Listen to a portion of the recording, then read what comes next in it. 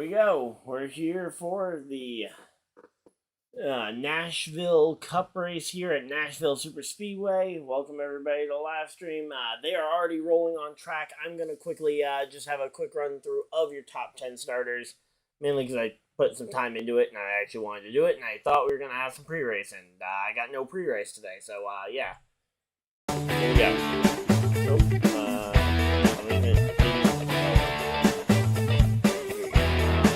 One second. Yeah, Chastain starting on pole position here. Tyler Reddick second. And here we go. They're actually getting ready to roll here. Here we go. Green flag is out and we are racing in Nashville. Okay, so yeah, you guys can see the top 10 on the side of it anyway, but kind of bummed I didn't get to show the whole thing and didn't realize how long we were going to have. But green flag is out and Chastain with his first career NASCAR Cup Series pole position. And he goes and he leads it here early. So, yeah, I heard there were thunderstorms in the area. We'll have to wait and see if that ends up playing a factor here as we get later into the race. But obviously here on lap 1, key to the drive here is definitely going to be trying to make speed on the long run. That was something we saw yesterday in the Xfinity Series race. Once they had a long run, nobody could touch AJ Allmendinger. And, yeah, there was some damage on his car, but even before he had the damage, his car was getting better all day long, and especially on that long run.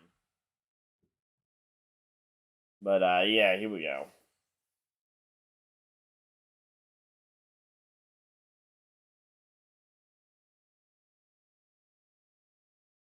But, yeah, so here we go. Let's see. We got Reddick still up in second place. Okay, I was kind of impressed that Reddick stayed up there. I wasn't sure. Him and Justin Haley were kind of the two people I was unsure of in terms of their ability to actually maintain the lead or maintain their good starting spots here. But, yeah. Welcome everybody to the live stream. Hopefully you guys are excited. I know I am. But, yeah, so right now we got ourselves just kind of starting off the race. A lot of these drivers trying to find their groove. Bubba Wallace moving his way up. Elliott's made a lot of gains. Kyle Busch moving up into that top 10. Larson starting to drift back just a little bit here. But, yeah, we are absolutely flying here. So, yeah. Let's say I love that patriotic Cheddar's car, too. Yeah. Obviously, biased. I'm a big Kyle Busch fan, but man, that USA Cheddar's car looks so good. But, yeah, here we go. And I say, Bubba going to be trying to win hit. And I say, Bubba's actually on the inside on points right now. So, he doesn't. Normally, we were talking at this point in the season about him looking for that win to try and lock himself in. Right now, he just needs to keep doing what he's doing to make the playoffs. But, yeah, obviously, that'll be easier said than done if Chase Elliott wins a race. He is the last year's winner here at this race. So, yeah, it's going to be interesting, but, yeah. Certainly curious to see how it ends up going, but, yeah. Starting to settle into a groove, hopefully, here. Although Bubba Wallace and Denny Hamlin still shaking it up here in the mid part of the top 10. They're fighting for 7th place there. Team owner and the car he owns fighting it out for position on the racetrack, which is kind of funny. But, yeah. Right now, though, Justin Haley has stabilized in 6th place, and with those two fighting for position behind him, it's really kind of allowing him to kind of just ride there. Tyler Reddick, though, he is hanging right on the back bumper of Chastain. Potentially, Reddick's car being a little better on the short run. We'll have to wait and see, but, yeah. Here we go. So, Reddick versus Chastain here at the front of the field. It really is kind of the stereotypical kind of next-gen race here. But, yeah. Again, I was so expecting a bit of pre-race here, but yeah, no, they were already rolling on track when I tuned in, so. And I was actually on the right channel well beforehand, and there just was no pre-race that I could find. But yeah, so here we go. Let's see. So, of course, this first stage is 90 laps, so I'm going to probably wait, again, like 25 for 30 laps before I go ahead and put the poll up for you guys to vote on who you guys think is going to win this first stage. But, yeah, so far, though, Truex actually looking like Truex moved from 6th place up to 4th here. All right, there we go. This is showing the playoff points. So, Bowman currently showing himself as 20 points above, or showing himself as 12 points above the cut line here. But yeah, so going to be curious to see what ends up happening here. But yeah. Say William Byron definitely having the best year of his career. Finally starting to kind of break out as a potential championship contender. We'll have to wait and see. But I think he is very easily going to be at least one of the contenders for this championship. Might not be the consensus pick. I think it'll take him winning another one, maybe 2 races here before the playoffs start to be the consensus pick for a championship 4 berth at least. But yeah, I think he's well on his way, though, to getting that spot.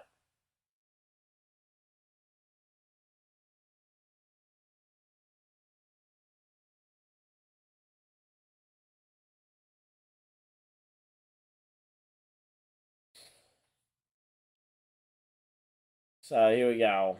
And I think a lot of something the NBC guys just pointed out, and honestly, I already really love this NBC Cup booth way better than the any of the Fox booth guys that we had this year. But yeah, the fact that Chastain hasn't actually won on a traditional oval. I mean, the only oval he's won was Talladega. I know a lot of people would probably think Martinsville, but he didn't win them. The Hail Melon didn't win him the race; it just advanced him to the playoffs, or advanced him to the next round of the playoffs. So yeah, just kind of something to note there. So maybe this could be Chastain's chance to break out and win a traditional race here. And are they going to a commercial break here? Okay, we're 14 laps in. Little early for my taste, but hey, it's their first network race of the year. I'm not overly surprised to see the NBC boys throwing it to a commercial already this year, or this race. But yeah, so as I said, about lap 20-25 is when I will go ahead and put up the race poll here. But yeah. Man, that was an awesome commercial right there. Love any kind of NASCAR commercial when the NASCAR superstars actually get featured in the thing. That one featured obviously Dale Jr., which ironically never had the Ally sponsorship, but yeah. So, oh yeah, sorry, I'm normally trying to do a pre-race pick. My pre-race pick, realistically, pre-race, I was feeling Byron, I think. I was kind of feeling the Hendrick guys, just looking at the qualifying list. Byron's had the most speed of all of them, especially at this style of racetrack this year. And yeah, it was between him and Larson's cooled off a lot the last couple of weeks. So yeah, I'll go with William Byron. Also, he hasn't fallen off nearly as far as Larson did this race so far. Oh, and Chris Buescher bumps his way up into the top 10 here for a minute. So Chris Buescher over Kyle Busch right now for that top 10 spot. Also, I don't know why my but yeah. All right, so here we go. Just kind of a getting ready for the Let's say, just trying to settle into a groove. Kind of looking down the list. Something happened to Kyle Busch because he's not in the top. Let me pull up another leaderboard because I gotta find Kyle Busch. We have lost track of Kyle Busch.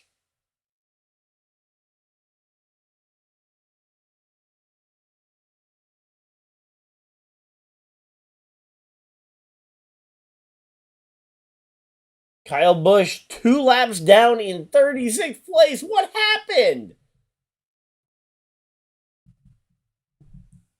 Did we have a loose wheel or something? What happened to Kyle Busch? What happened?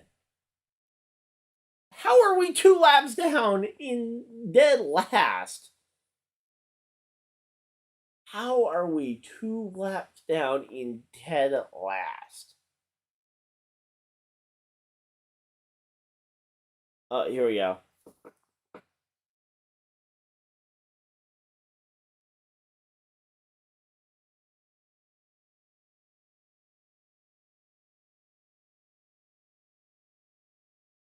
All right, so a 4-tire change there for Kyle Busch's crew. I just wanted to hear what they were saying because they were talking about it. But, man.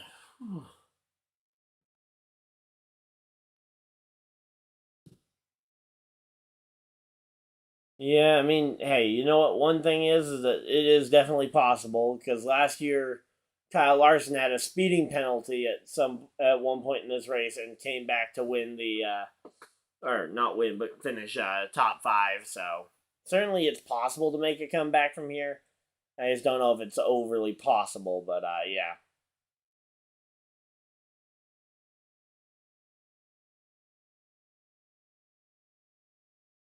But yeah, just kind of getting ready here, and I do have a rain delay option in place. I know it's not the best option, but yeah.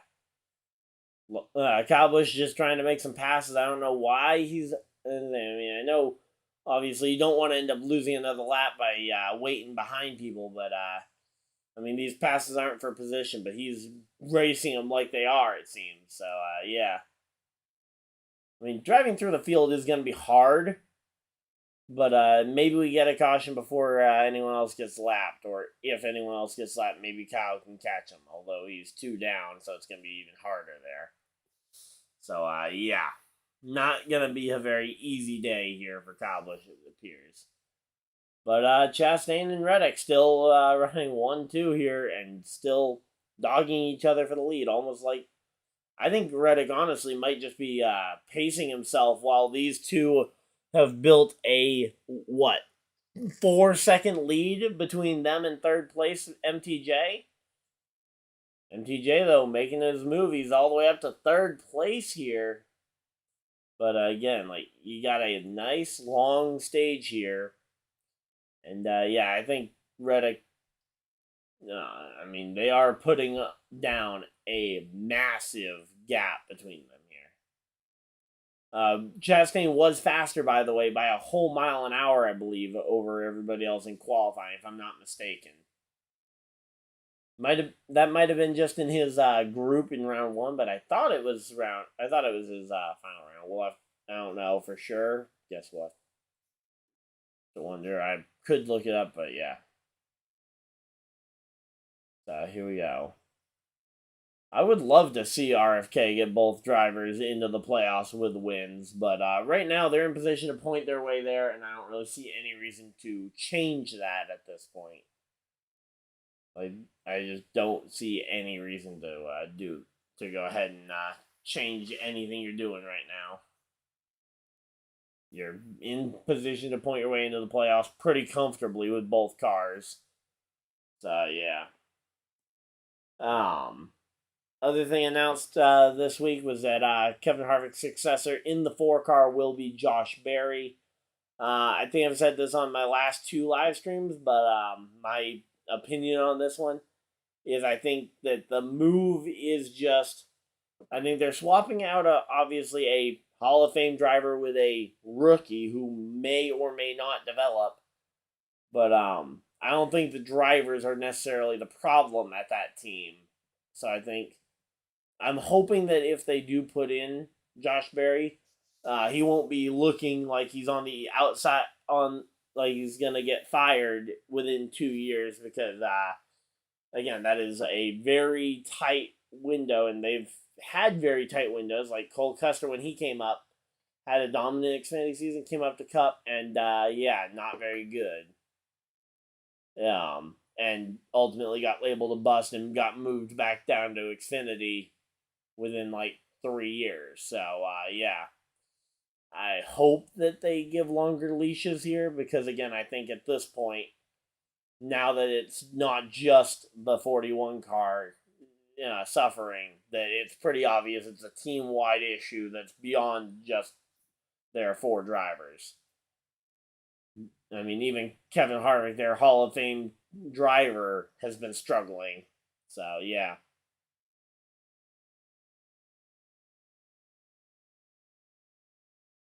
So, here we go.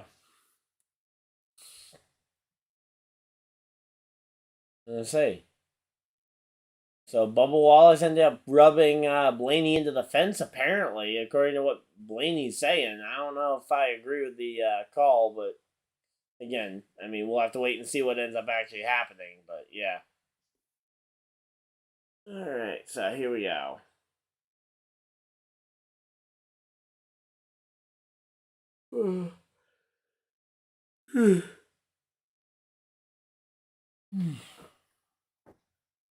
Let's see what we got going on here.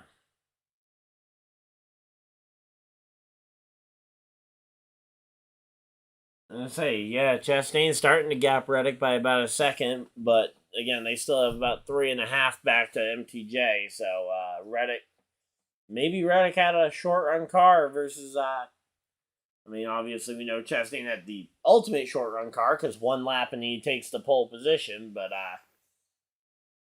yeah, Chastain's starting to gap him here on the long run as we start to get a little longer, and I'm gonna go ahead and put in the poll for you guys to go ahead and vote on who you guys think is going to win this stage. Long stage, guaranteed pit stop if it runs green, so yeah. Oh, and they're going to a commercial break as I'm typing. Yay.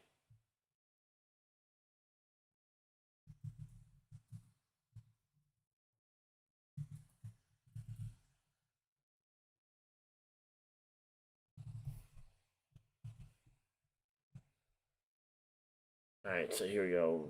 Ross. Chest.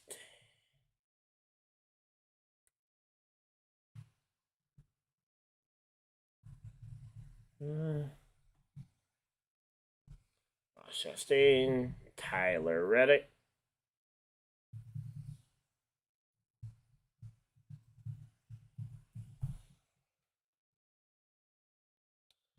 And let's see, who do we want to put in as our third option? MTJ, I guess, since he's the biggest mover.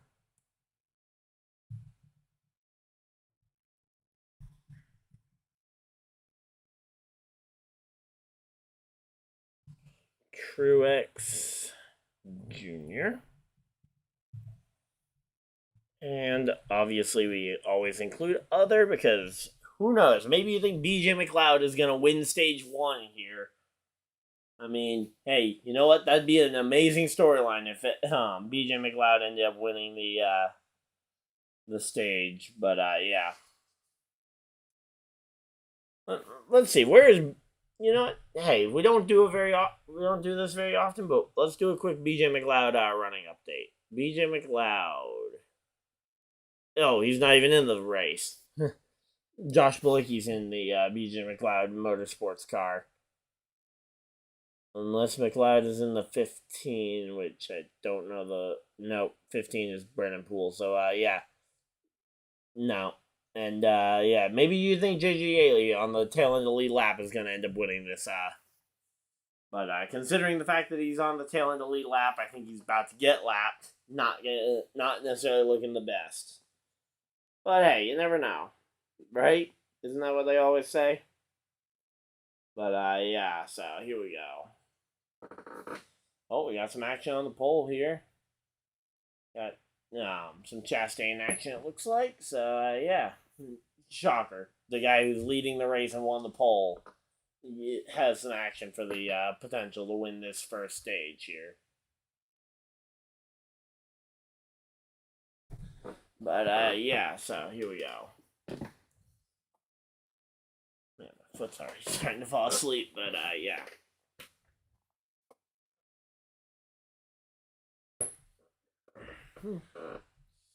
Let's see. We got ourselves...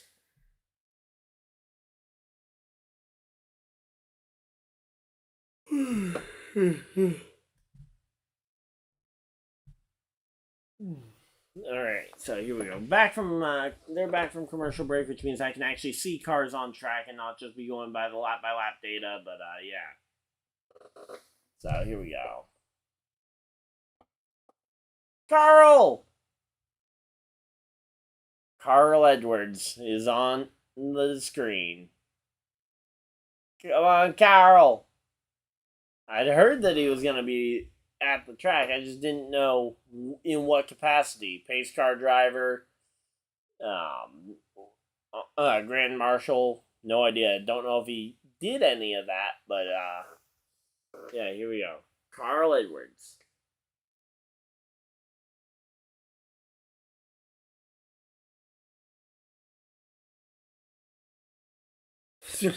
Come on, Carl. No.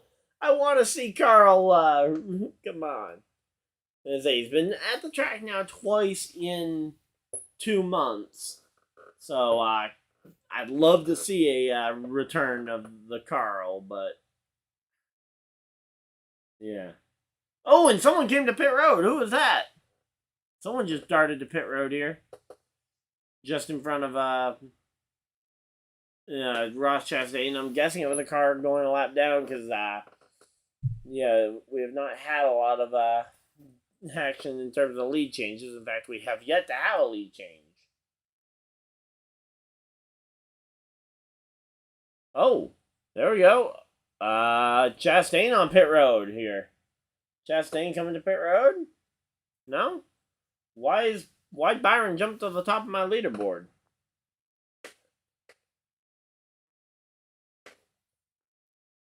Let's say they're showing a lot of, oh, Truex is on pit road, okay. So we are seeing early pit stops here, potentially signaling that we might see a second round of pit stops. I mean, oh no, I know, you're pretty close to the halfway mark in the stage. Wait, we're already to the halfway mark in stage number 1? What? What? Are you... Okay, so yeah, Chastain did come to pit road. Seems like my leaderboard is just way ahead of the broadcast today, so yeah. Here we go. Chastain, Reddick, both coming down pit road. Looks like Busher, Blaney as well down there.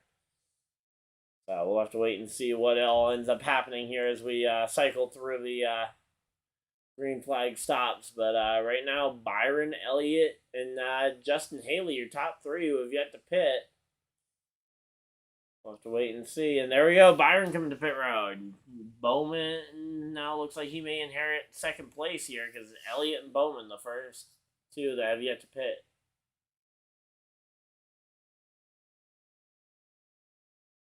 So here we go.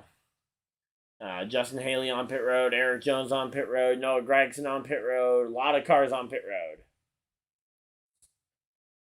22 Logano is getting his service. Let's see, any others that we can see? So yeah, looks like pretty much everybody just coming down doing 4 tires, the usual. But yeah, here we go.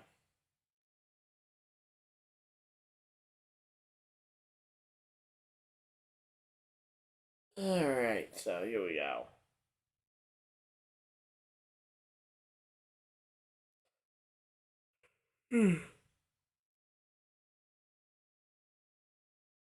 Here we go. So, yeah, there we go. Keselowski on pit road. Elliott has now finally come to pit road. Michael McDowell on pit road. Oh, commitment line violation for Michael McDowell. So, yeah, not his day.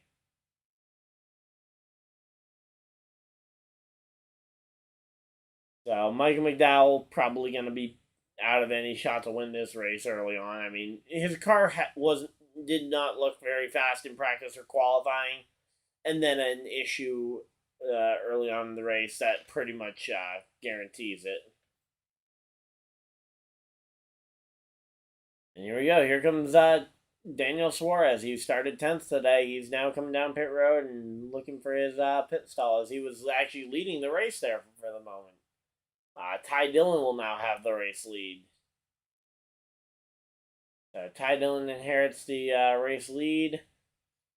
Chastain, Reddick, now second and third. So Ty Dillon, last car to pit here. So there's no drivers left to pit outside of Ty Dillon. And once Ty Dillon pits, that will be the full field having cycled. And Byron up to third place now over Truex. So Byron, I guess, did pretty well with the green flag cycle.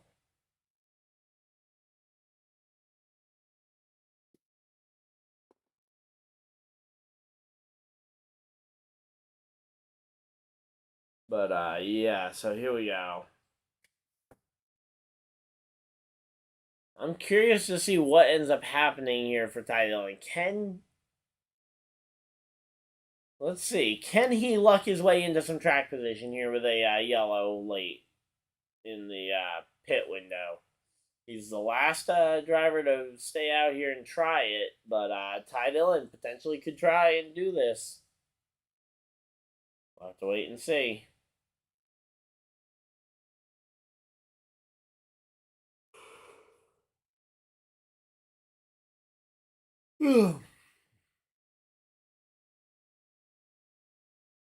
All right, and they are going to commercial break here. Ty Dillon as your race leader. So we've now had 5 lead changes here. But, yeah. Again, Chastain, though, going to be getting this lead back when the pit window ends. And, yeah, that won't be a massive surprise to literally anybody that he is fast and is going to have a shot here. But, yeah, these, we're just kind of waiting out the ads. Hopefully, we're getting the ads out the way early on so that we don't have any ads late in the race. But, yeah.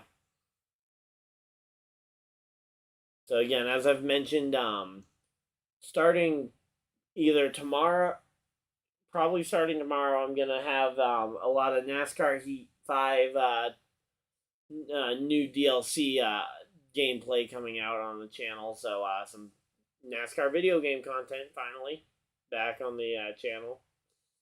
And, yeah, going to be trying out a few different things. Again, probably sometime tonight after the stream, I'm going to put out a tweet or something about asking about what you guys would like to see out of the DLC. Probably going to start off with just some regular races like the 2022 Daytona 500 and some of those other kind of just textbook races that from the 2022 season while I wait for you guys to let me know what you guys want. But, yeah.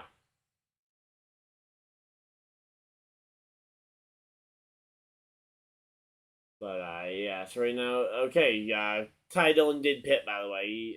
So, Dillon is now pit, and Chastain now has the lead back, and his lead is about half a second. But William Byron only 2 seconds back as opposed to the a little over a 3-second lead that they had before the pit stop. So, here we go.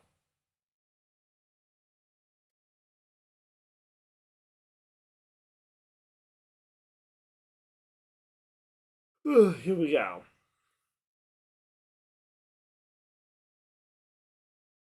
So yeah, right now though these I say a lot of them I think are trying to position themselves here at the end. Let's see.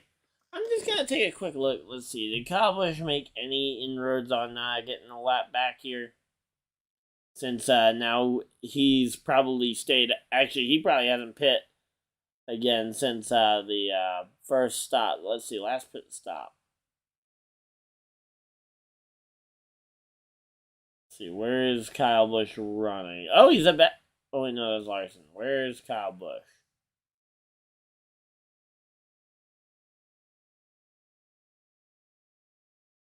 Where is Kyle Busch?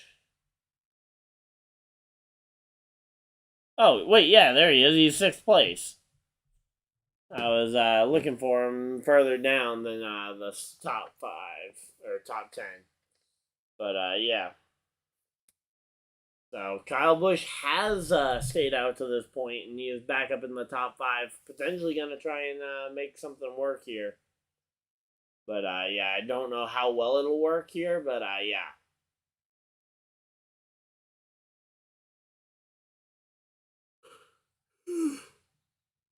Oh, man. There we go. But yeah.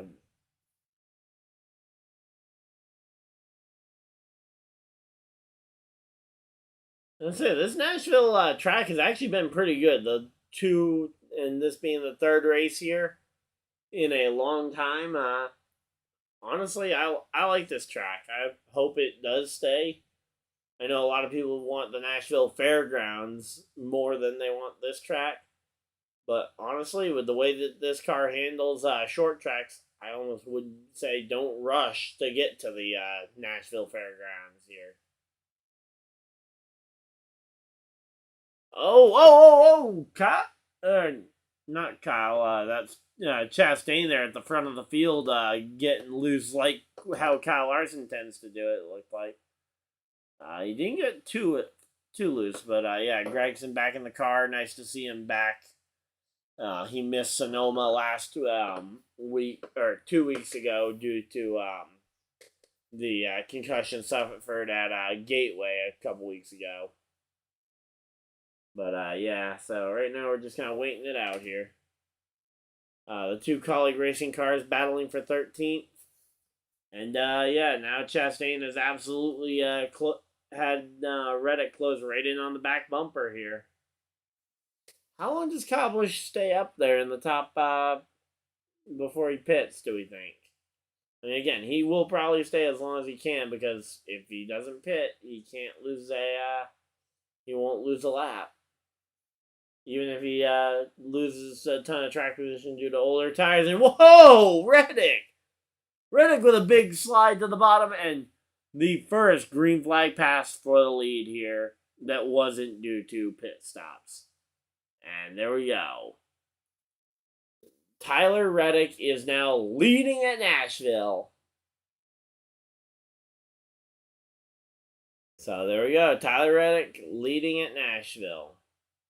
First driver to make a competitive pass to the lead here. But yeah, here we go.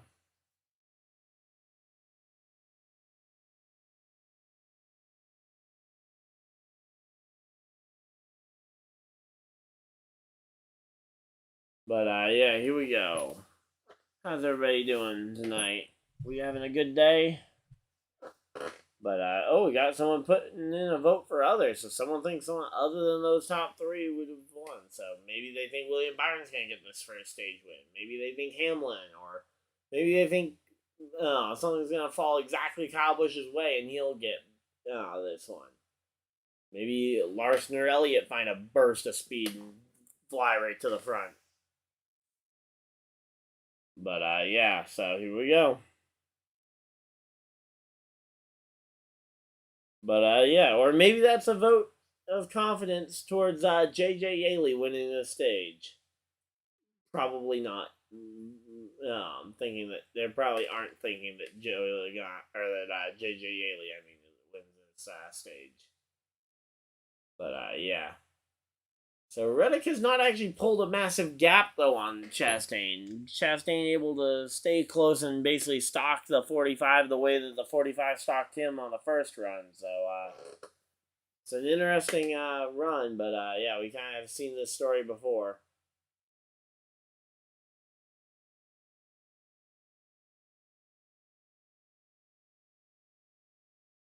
But yeah, so right now though the NASCAR guys. Actually, I think Reddick might actually be gapping Chastain. I thought Chastain was staying pretty close, but that gap's getting a little bit bigger.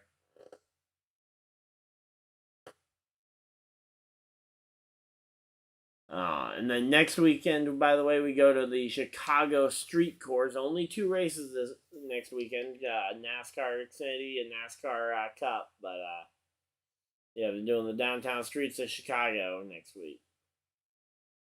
So yeah. Here we go.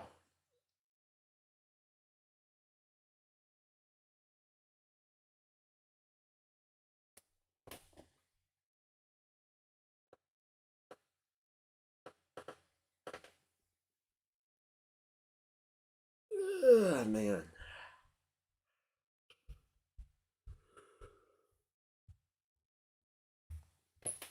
All right, let's see. We got 24 laps to go here.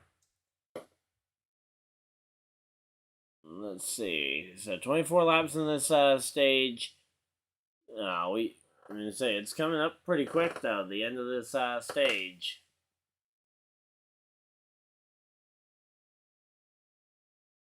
Here we go. Kyle Busch getting passed by Chase Elliott here for 7th. Again, I think Kyle Busch needs to do whatever he can to preserve the fuel in this car, because I don't think Kyle Busch has the fuel to make it to the end of the stage. I think he's staying out, hoping for a yellow here to save him. Because he got that early one. And oh, here we go! Chastain for the lead! Chastain going to the inside, going to try and take this race lead away from Tyler Reddick here.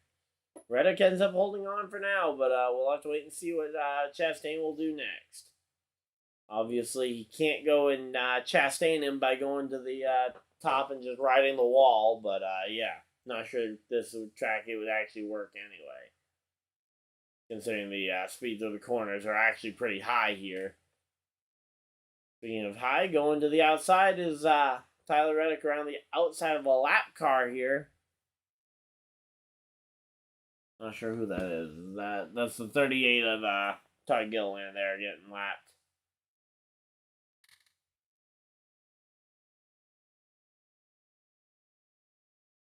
But yeah, right now though, Tyler Reddick definitely looking like the stronger of these 2 drivers here at the front of the field. But yeah, we're gonna have to wait and see what ends up happening here between these guys for this lead.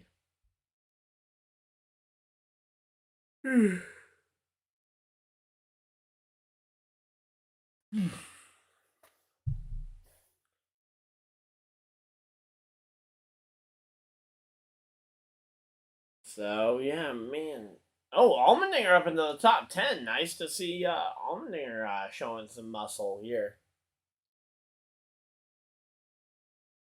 Let's see. And we got another commercial break here. Good timing, actually, because it'll frame this stage, and we should come back with about 15 to 20 to go. And yeah. Ooh, should be a pretty good one here.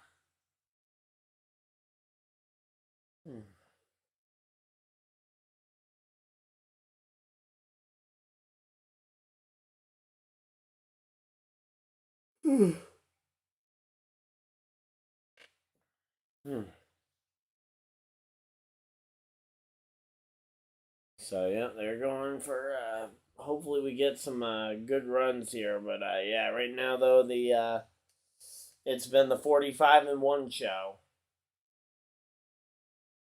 Not sure how many people would have predicted that coming into this race, but yeah, it's definitely looking like a 2-horse race here at the start. Obviously, as we get into the nighttime, some adjustments are going to come in. I think some of these drivers might start to make some inroads here.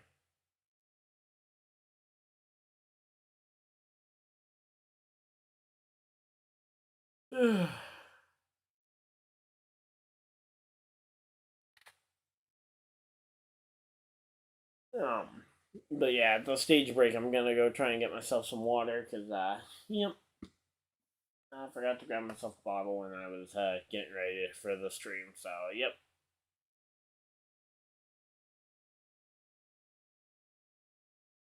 Let's see what we got going on here.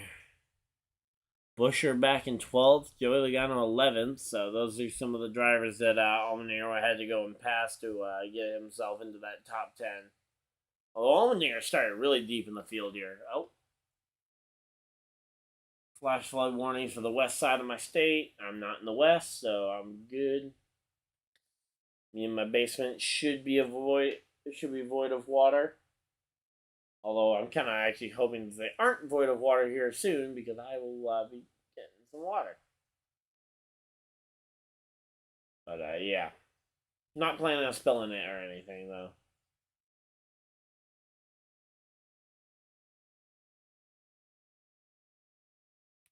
But yeah, so right now though, again, these top two, they just seem to be running about the same pace. Gap has stayed within about 0.3 of a second the entire time.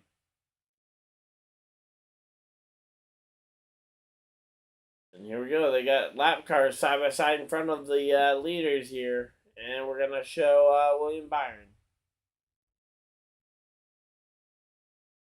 doing a quick promo for Liberty University.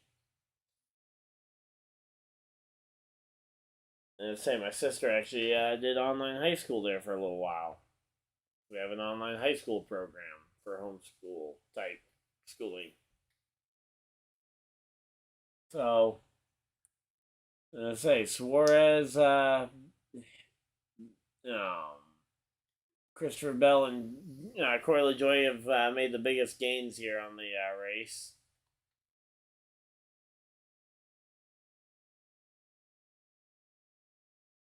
But yeah, Corey LaJoie, he started at the tail end of the field pretty much. He's going to have the most cars passed probably.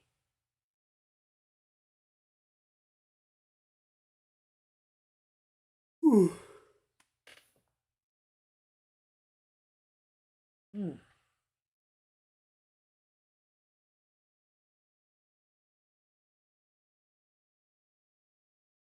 So here we go. Let's say, one thing I want to mention about they're talking about it right now. Corey LaJoie, when he filled in, hard to really judge off of one race performance, but he did not look very impressive in the number 9 car when he got the opportunity. Now again, there's plenty of things that could have affected that, but it's hard to tell. But yeah, here we go.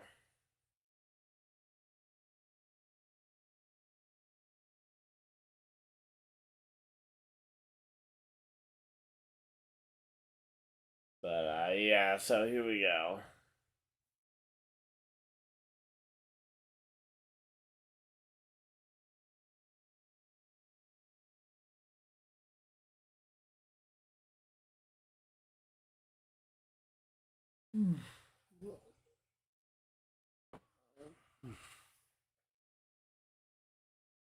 So AJ Allmendinger did win yesterday in the NASCAR Xfinity Series race. I kind of mentioned that earlier, but yeah, we have. So he's now up inside the top 10. Maybe some boosted confidence from that, but I'm kind of surprised Kyle Busch hasn't pit again yet. Maybe Kyle can make it the whole way on the tires. And I thought at this point the tires would have gone well soon, but yeah. But yeah.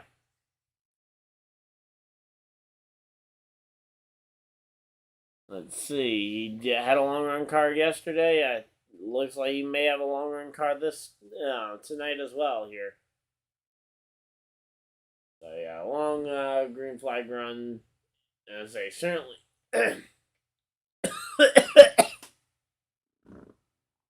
certainly looks like it could provide some help here. Okay.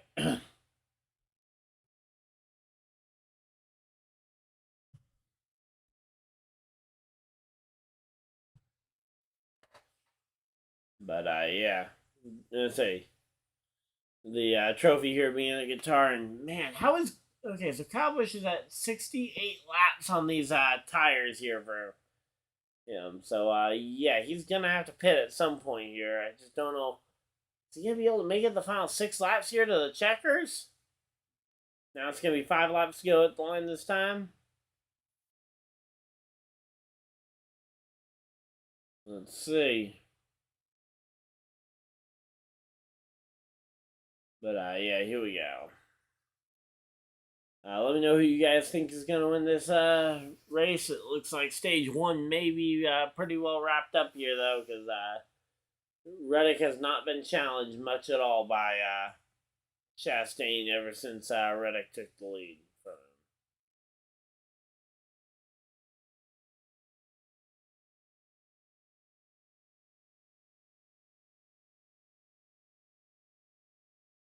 him. Alright, so here we go.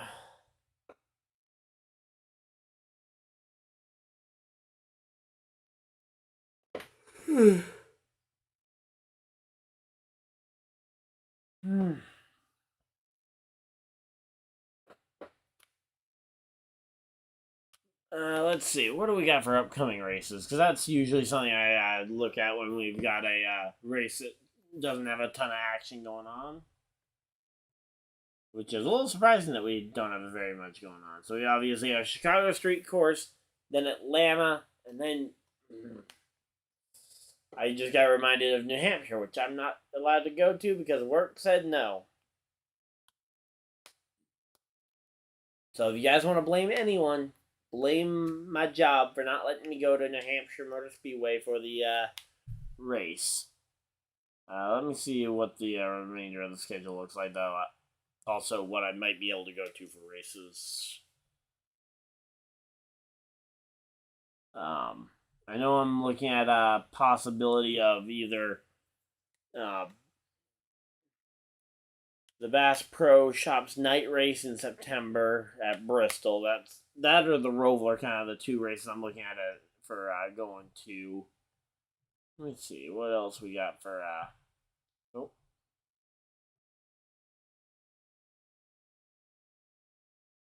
Let's see. Richmond's not too far out. Michigan, Indianapolis, Watkins Glen, Daytona. Honestly, the end of the regular season is coming up pretty quick. Pocono, not going to go to Pocono, but yeah, and oh, here we go. Stage number 1, last lap. Coming to the checkered flag. Chastain, he's close, but he's not close enough. Tyler Reddick going to the inside here, trying to lap Corey LaJoie here before we get the end of the stage. Is Tyler Reddick going to be able to lap him? No, it is going to be Corey LaJoie is going to stay on the lead lap, and Tyler Reddick is your stage number 1 winner. So there we go.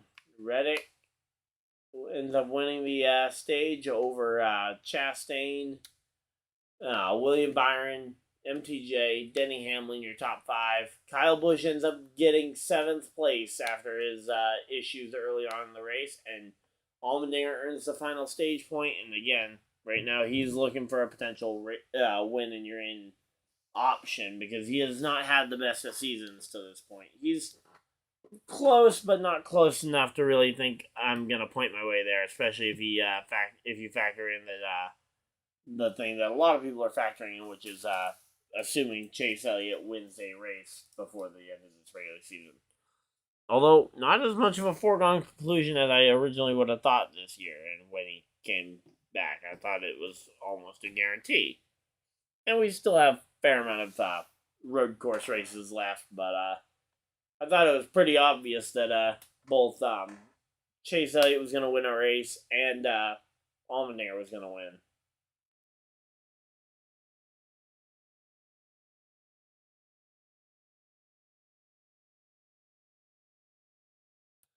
But yeah, so stage 1 in the books here. Oh yeah, I forgot I need to go end the poll. But yep, so stage 1 is over. And we got stage number 2 coming up next. 95 laps for stage number 2.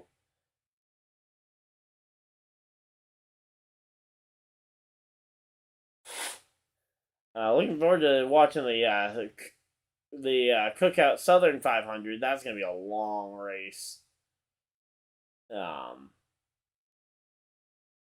yeah, kind of glad I went to the Coke 600 this year because that meant I didn't have to try and fill first off all the rain delay content from here.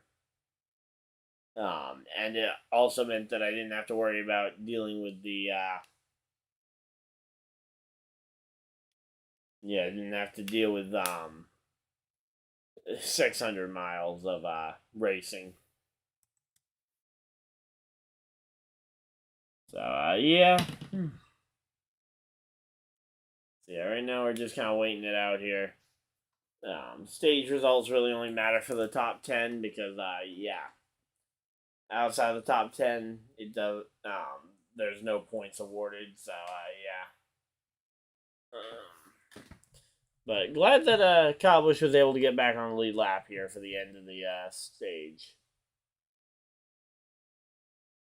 Let's see. Talladega would be a cool one to go to in October, especially where it's a 2 p.m. Start time. That's gonna be a hard one to try and get home to stream in time. Same thing with Martinsville late in the year. So yeah, some interesting races coming up though. Of course, the playoffs are always some fun times, but yeah. Although a lot of the interesting races and tracks are all in the regular season, which is nice because it means that your more predictable style of race is going to be seen in this situation here.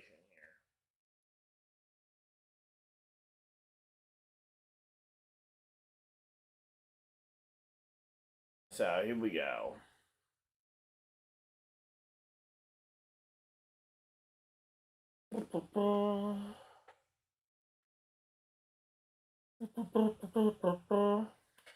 So yep. And Byron wins the race off pit road. And hey, you know what?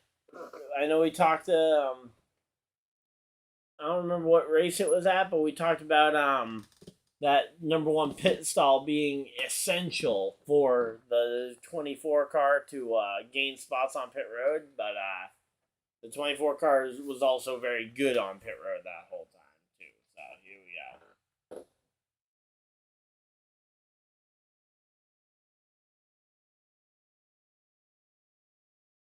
Alright, so I'm gonna go grab myself some water now that we've seen the stage finish, and I will be back before we hopefully get the stage restart. So I'll be right back, and I'm gonna run a quick ad.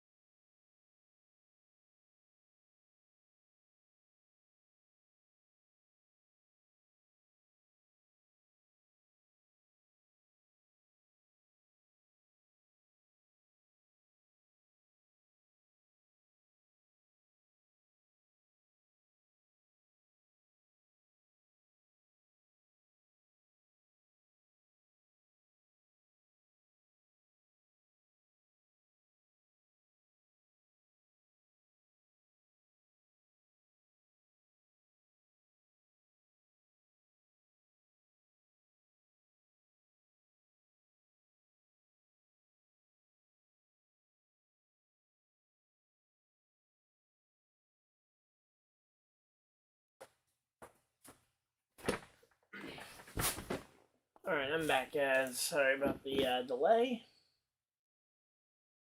Alright, here we go. We're back and ready to go racing, hopefully.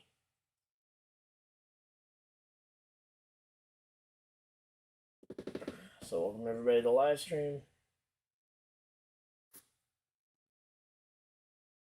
So, here we go.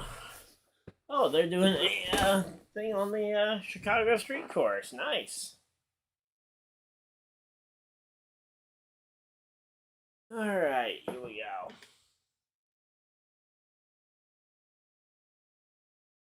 And here we go. Pace car going to be coming off pit road here. Or going down onto pit road, I mean. Yep, there we go. Pace car diving for cover.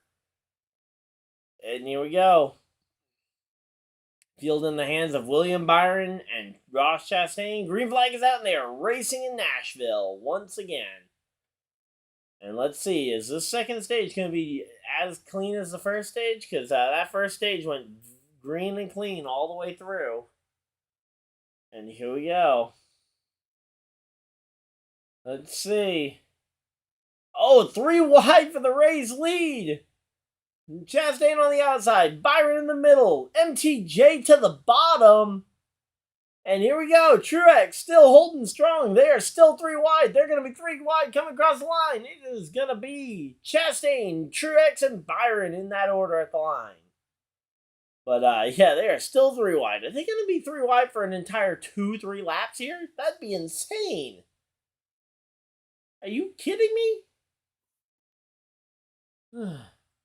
So here we go. Byron putting up a great fight for being in the middle of 3 wide here, and they are still 3 wide.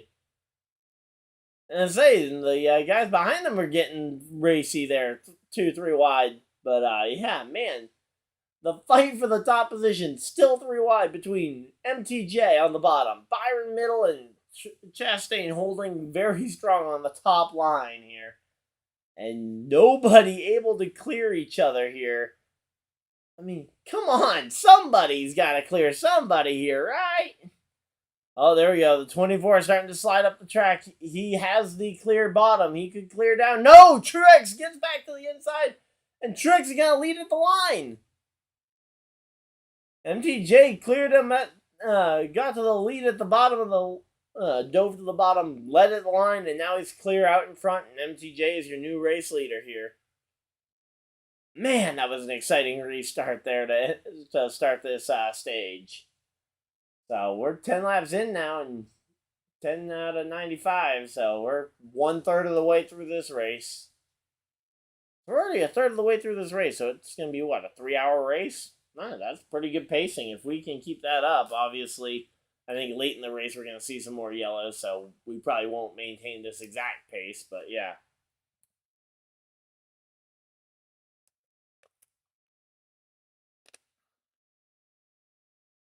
But, yeah, here we go. Whew. Man, this has been some exciting racing so far, though, in this second stage. The first stage, the front two just basically stalked each other the entire race. And, yeah, it ultimately just became a game of when do you want to pass and do you want to pass it? Because, yeah, it felt like Reddick for the longest time was basically just stalking the one car. And as soon as he got around the one car, it felt like the one car was just kind of stalking him for a while. And no one really got more than about a half a second lead. But also, no one ever really put much of a challenge on for the lead until very late when Reddick went for the pass and Chastain really didn't have much of an effort to stop him. So yeah, again, long stages here. Dad mentioned to me when I was grabbing water to check my fantasy stuff. So let's see. Fantasy. And yeah, so I've got Chase Elliott in my garage. Who do I want to? And it looks like my pick of saying that the Stewart Haas cars might be a good fantasy pick. Definitely starting to look like it's gonna bite me here.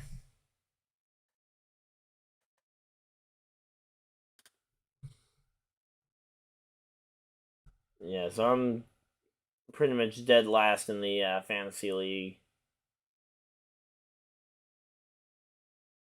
But yeah. I got a pretty good shot at this one, but yeah. Alright, so yeah, that was quick. I just wanted to make sure I got my fantasy stuff updated because, yeah, I knew I had Elliott in the garage.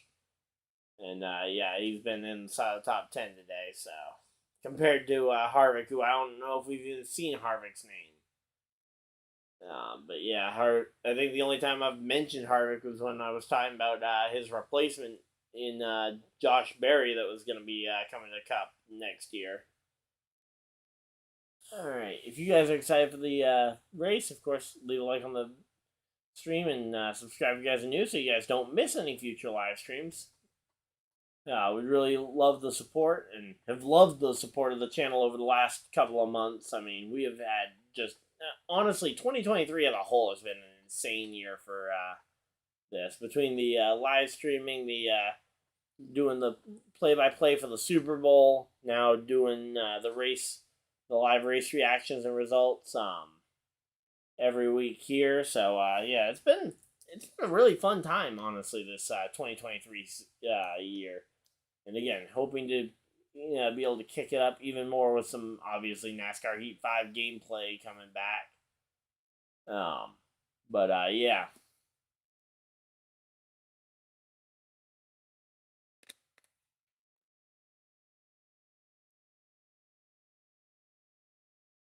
Let's see.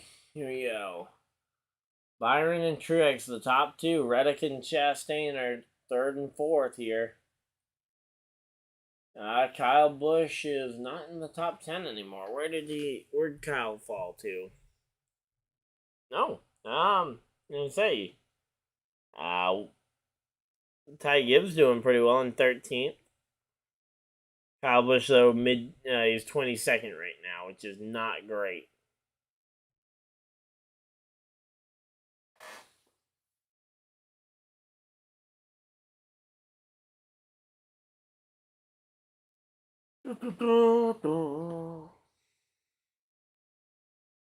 Alright, so they are going to commercial break. We are going to be staying here uninterrupted. If you guys have anything you want to talk about here under the commercial breaks, feel free to shoot the comments. I'm going to really quickly go and put up the poll for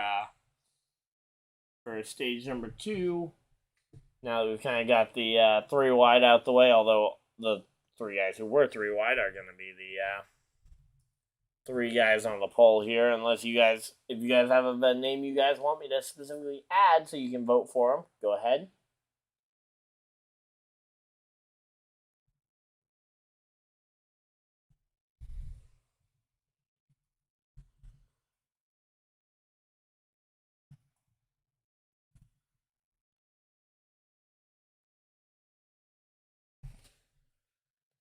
So, our top 5 here right now are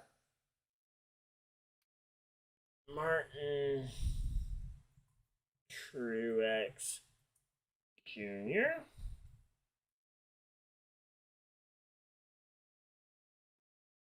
Will Byron, and then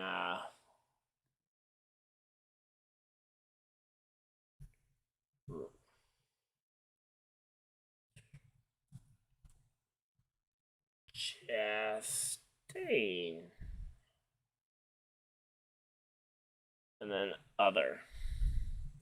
Guys, we like it when you guys can go ahead and vote for an underdog, potentially, if you guys have a particular favorite. Not to mention, 3 drivers is not a lot of the field, so if you even have a driver who's one of your favorites in the field and he's just running, say, 5th place, let's say you're a big Christopher Bell fan. I didn't put Christopher Bell on the poll, so that'd be an opportunity for you to go ahead and vote for him.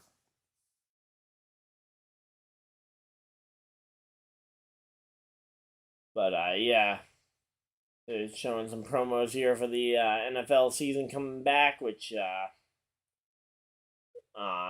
don't know if what I'm gonna do for NFL stuff on here, But yeah, we'll see. If I do anything, it'll either be it'll either be Super Bowl, which might be fun. Also, maybe some off-season content. I'll do some NFL stuff if you guys would like to see some other sports streams. But if you guys aren't interested, I don't have to. But yeah, my team is the Colts, so I'm excited to see how Anthony Richardson does. I'm pretty hopeful here for it though. And they're back from commercial break here, but yeah, I'm hopeful that Anthony Richardson can hopefully be that next guy for Indianapolis. But yeah, don't think he's gonna be necessarily Peyton Manning or anything. But if he's somewhere between Cam Newton and Lamar Jackson, I think I'd be okay. But yeah, that's enough football for now. We got racing on track here, so yeah. MTJ though definitely having one of the better. He is having a real resurgent season here this year.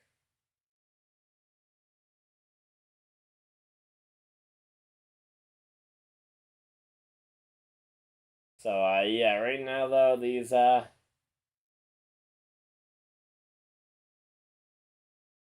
if MTJ can keep winning races and stages, or in particular winning races like this, he will be a championship contender here before too long. In fact, I think a lot of people would probably say he's a.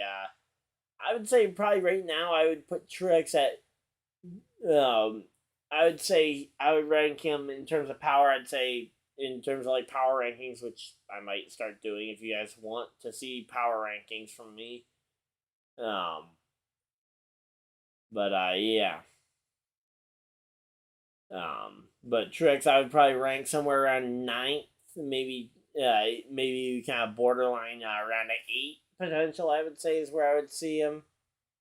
Obviously today he's doing better.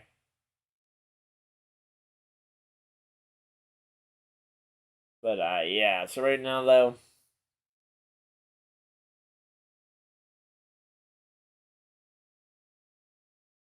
But yeah, Truex has been one of the better drivers, but last year was really bad, and it's nice to see him kind of bounce back in a big way this year with multiple wins here.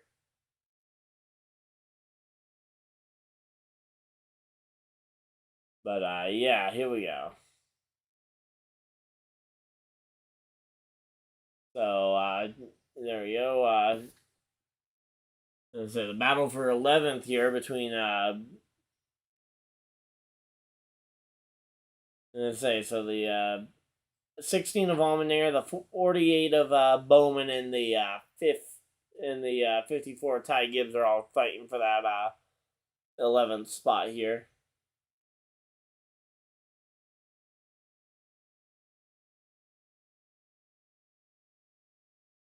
So yeah, Stenhouse used up Austin Dillon quite a bit there. I like I'm a big supporter of Stenhouse, but man, that was a lot he used up at Austin Dillon there, and I would not be surprised to see Austin Dillon retaliate here at some point. But we'll have to wait and see on that one.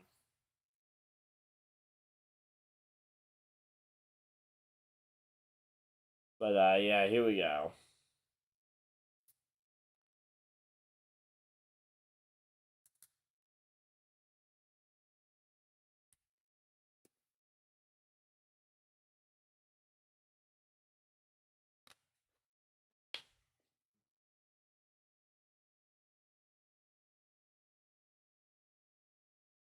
But yeah, so right now we're just kind of counting down the laps right now for a little bit. But yeah.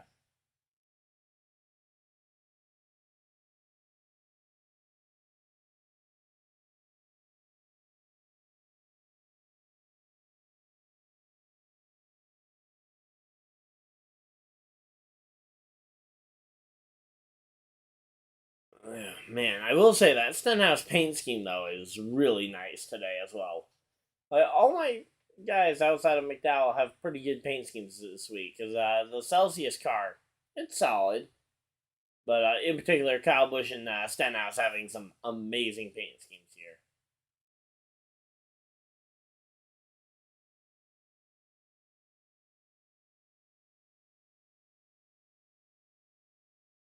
But yeah, Logano slipping further and further back, though. That's not good. But Eric Jones actually looking pretty good compared to how we've seen him run so far this year. He's up to 13th. Ty Gibbs back to 14th. But yeah, just kind of one of those things that you just don't necessarily anticipate. But yeah.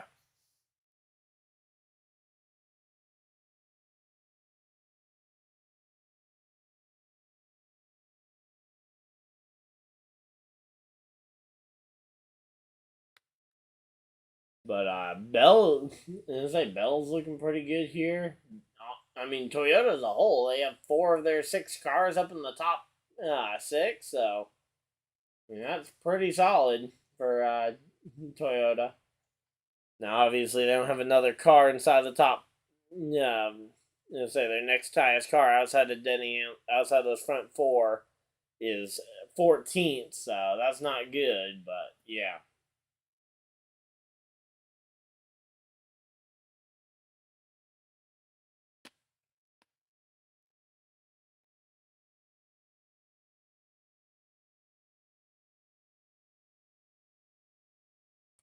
So here we go. Chris Buescher, though, in the nice white Fastenal car, going up here, and only a 7-point buffer here for Bowman, though, on the playoff cut line. I wish they'd make that a little bit bigger, but yeah.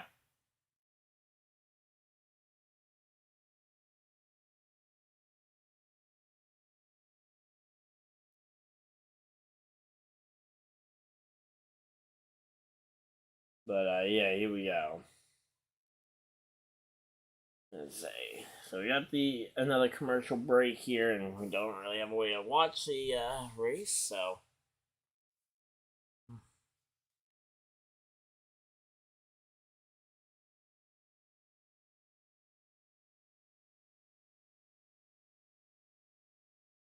Alright, let's see where Kyle Busch is running. Quick Kyle Busch update here. Okay, Kyle Busch in 15th. That's not too terrible considering the issues earlier on in the race.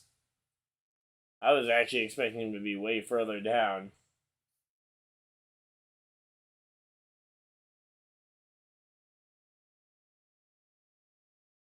So Reddick has passed Ross Chastain here for this spot.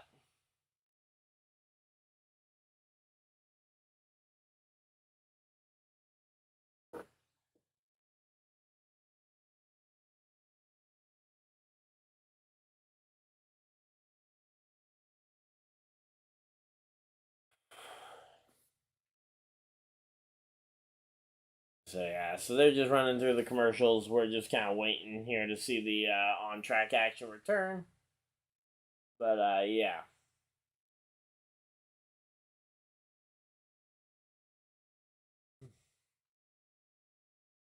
I don't know what. Eric Jones actually made the pass for 12th here on Bowman, and Allmendinger made the pass on Chris Buescher for 10th.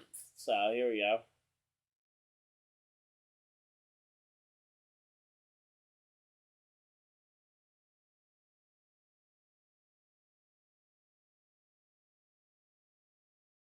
But yeah, here we go.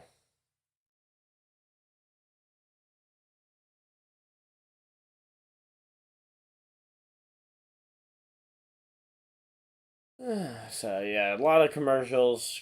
So just kind of gotta pay for the show here. And yeah, we're just kind of waiting it out here, waiting to see what we end up getting.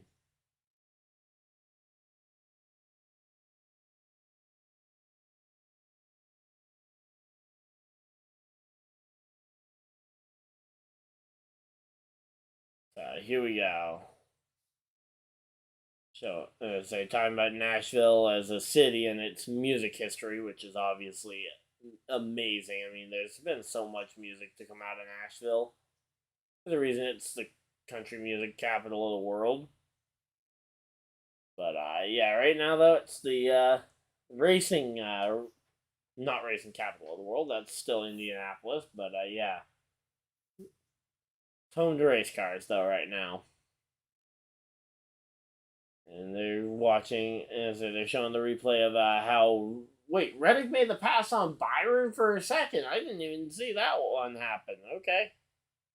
So William Byron gets side drafted there and just kind of lets the 45 go on by rather than trying to fight him for it.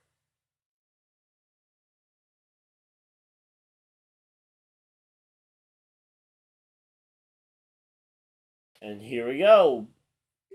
Kyle Busch and his replacement both on pit road here in Ty Gibbs. So both drivers, the former driver of the 18 and the guy who didn't take the 18 are both up there.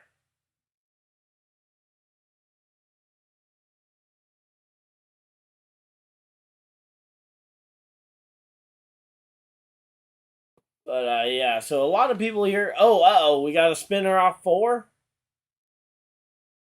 But yeah, a lot of cars coming on pit road here. Curious to see what ends up happening. And we got a yellow. The yellow flag flies.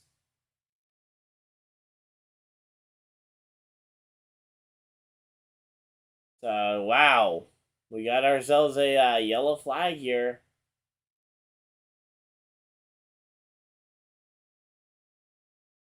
That is insane that we got ourselves a yellow flag here. We're going to have to wait and see exactly where everybody stacks up here in this yellow flag sequence. But yeah, stands to benefit that possibly it looks like Keselowski, Wallach. Reddick lost a wheel. Okay. So that's what the yellow was for. Clearly my Peacock is way behind what the leaderboard is, so yeah, I can't. I'm kind of limited as to what I have access to for TV, but yeah. So the 45 just lost his wheel, and yeah.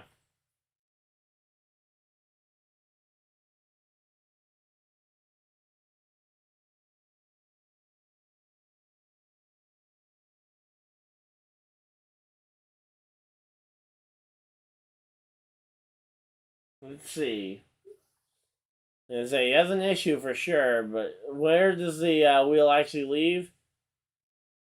Wheel didn't leave his car until he was on pit road, so maybe he gets the lesser penalty. We'll have to wait and see. So yeah, the wheel was literally hopping off of his car here. But yeah, Reddick was having a great day, and this yellow is going to shake everything up here. Again, Bubba Wallace up in the top 5. Brad Keselowski, he hasn't seen much time inside the top 5. He's up there. Most everybody else, though, in the top 10 is actually already pit. So, not a lot of big surprises outside of, obviously, Bubba and Keselowski.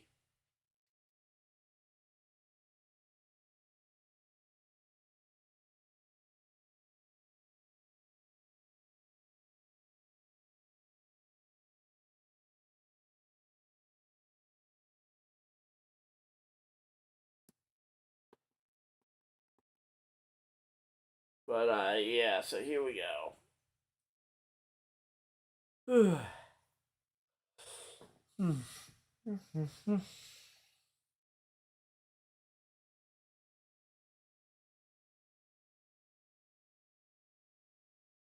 So here we go. So this yellow flag is going to hand the race lead to Denny, it looks like. We'll have to wait and see if he pits and who all potentially pits or stays out here. Because it could be interesting here. I don't know. I would probably pit here unless I was one of these guys who just pit. If I just pit, I'm not pitting again. I'm saving the set of tires here.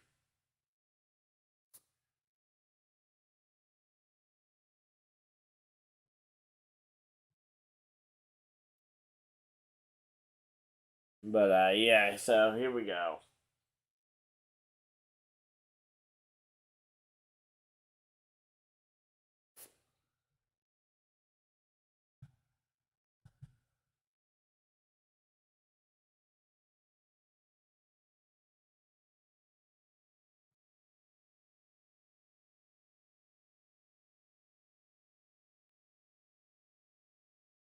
here we go.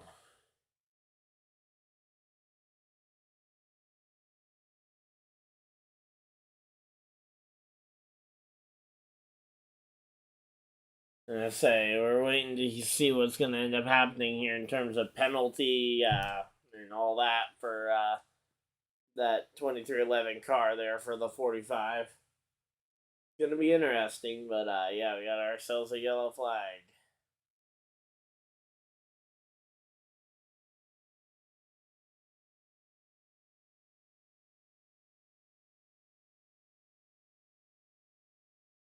Yeah. That's the other thing. Who all's on the lead lap?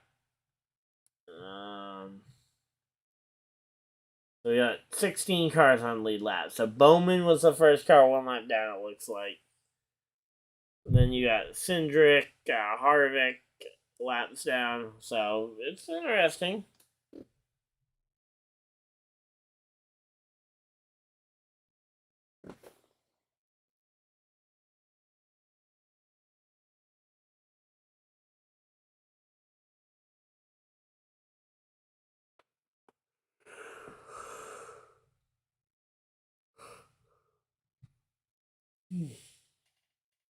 So, yep, here we go. We're just getting ready. So, we're over halfway through this stage, and we're nearing halfway in the overall race. So, it's going to be interesting to see.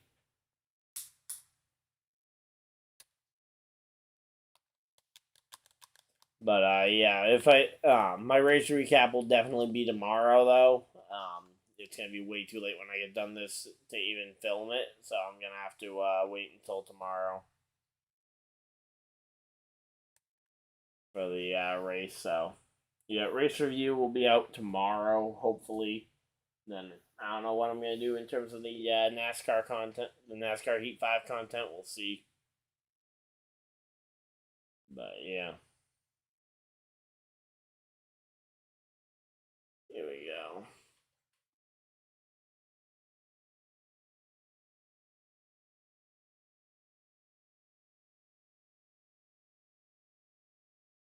But, yeah, I'm hoping that over the next year or so, I can hopefully get to a lot of races. But, yeah. Because, yeah, so far, in terms of track diversity that I've been to, it's not too much.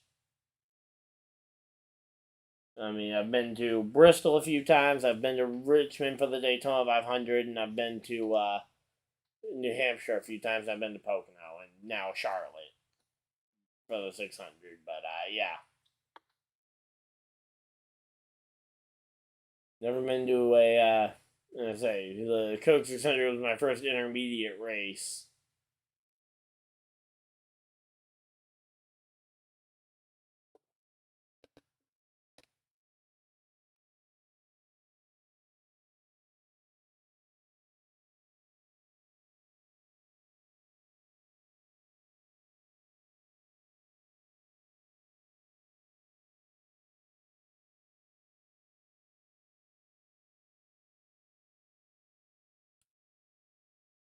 Oh, just tailing the longest line? That's going to be really unconsequential there.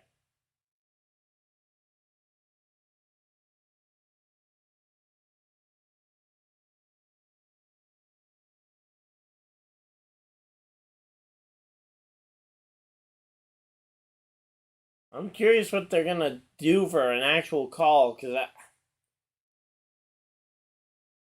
yeah, so it's about where the tire comes off. I just don't know, because, again, like, I guess the question is whether they were trying to actually go to pit road here, or if they just happen to slide towards it.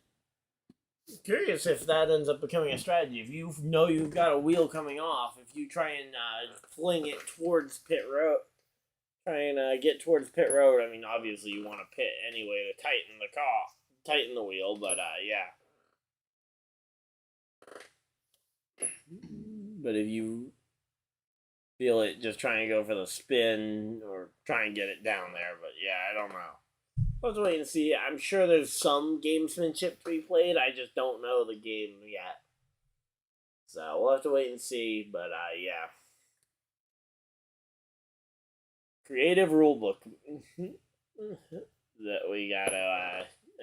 I love when the crew chiefs try and think outside the box.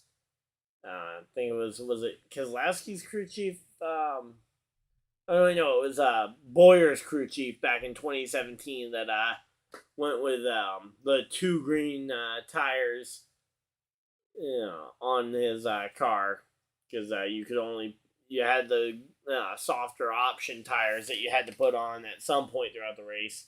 They put on 4, and then they took off 2 of them to try and help with the balance on the race car. So, yeah.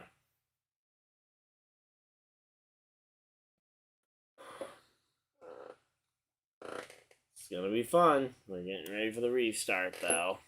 Hopefully. Although we haven't actually seen pit stops yet. So, here we go.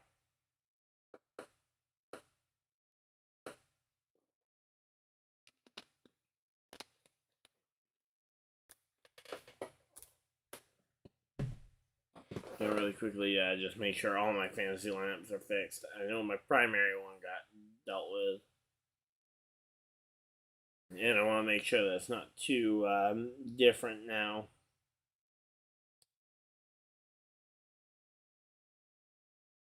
So Logano is actually earning me less points than Harvick right now, but I have more confidence in Logano than I do in Harvick right now, considering Harvick has not shown much for speed.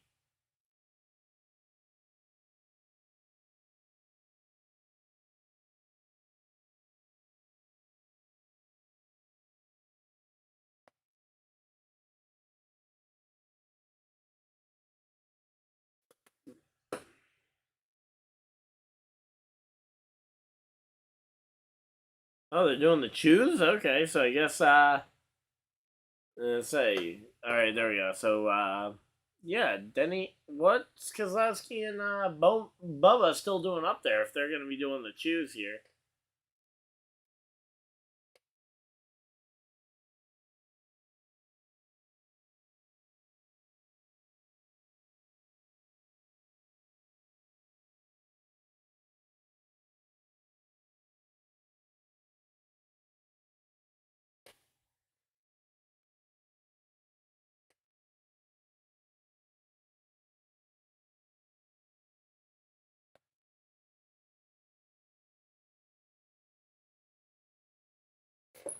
Alright, here we go. Getting ready for the restart. I'll deal with the stuff afterwards. And uh-oh. Green flag is out. Green, green, green. And and big crash there, and Kyle Busch involved. Come on. And yeah, that's another big crash there for Kyle Busch, Ryan Blaney. Man, that's a bummer.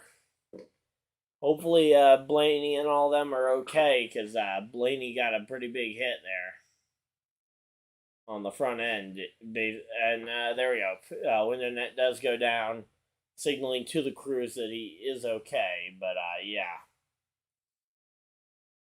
We'll have to see what ends up happening here as we get ready. But yeah, the yellow flag here is not going to be too friendly. We'll have to wait and see. But yeah, that was Keselowski drifting backwards that led to all that.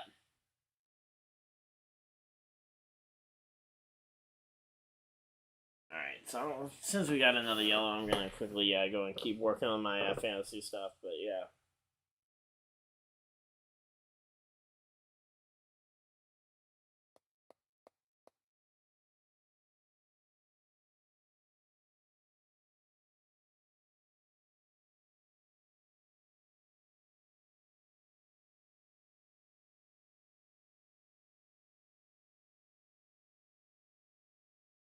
But yeah, here we go. So let's see.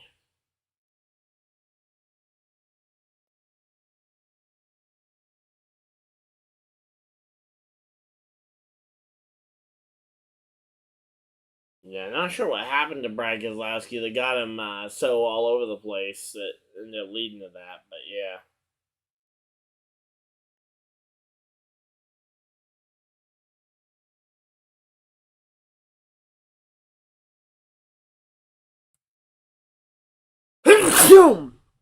Oh man, I apologize to anyone who that hurt the ears of, because that was loud. Ish.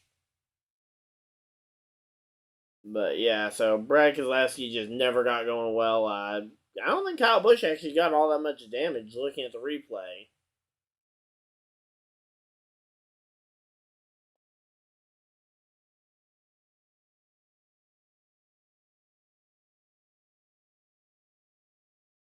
But yeah, we're gonna have to wait and see on this one.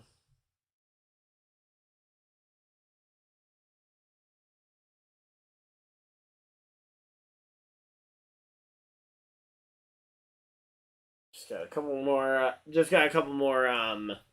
Lineups I need to check real quick, and then we will be back. But yeah, you know what? I'm gonna run a quick ad real quick just while I do this, so that hopefully you guys don't. It doesn't feel as long.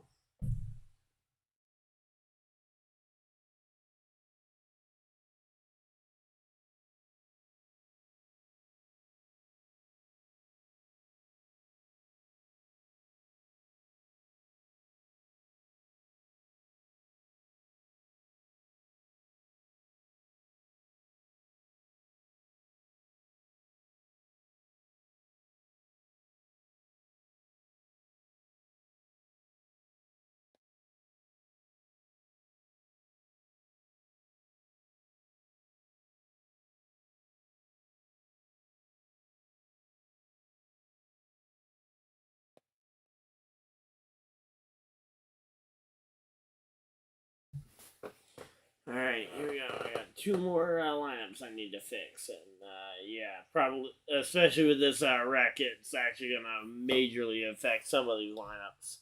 But I know I had Blaney in at least one of these fantasy lineups. Just don't remember which one.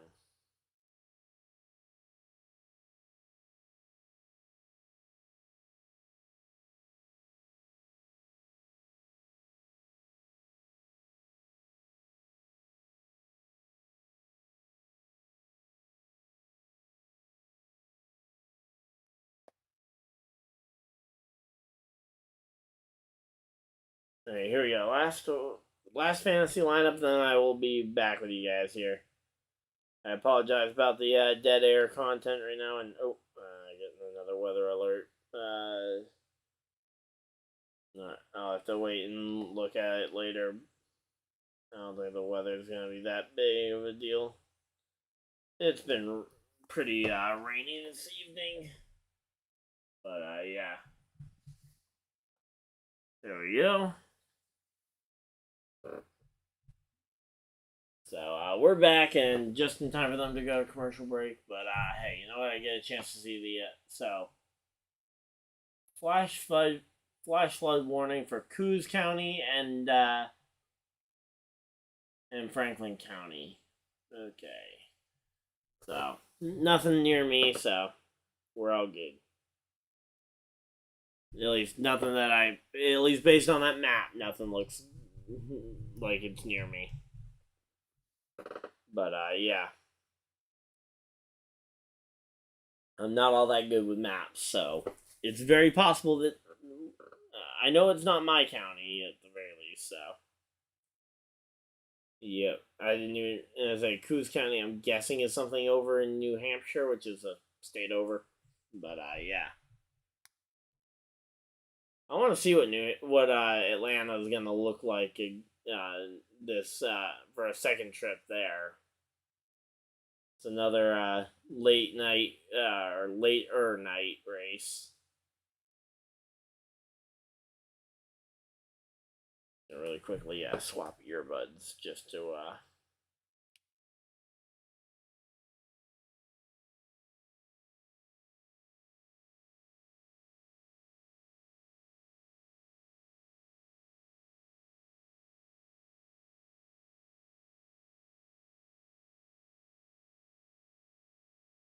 But yeah, so right now though we're gonna be getting ready for a fantastic finish. It should be a pretty good finish for just stage 2 here, but yeah, hopefully the end of the race is a pretty good one too. Not sure what the laps remaining is gonna be for the after we get the end of this stage. We got about 35 to go right now, so it'll probably be about 30 to go when they actually throw the green flag.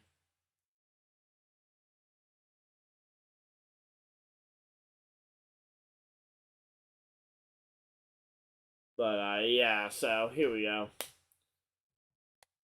Of course, let me know who you guys think who's your pick to win this one. My pre-race pick was William Byron. That pick currently looking iffy. But yeah. Here we go. They're back, and yep, we're back with some on-track action here. The sunset here in Nashville. Nashville's gonna get fun when it gets dark here.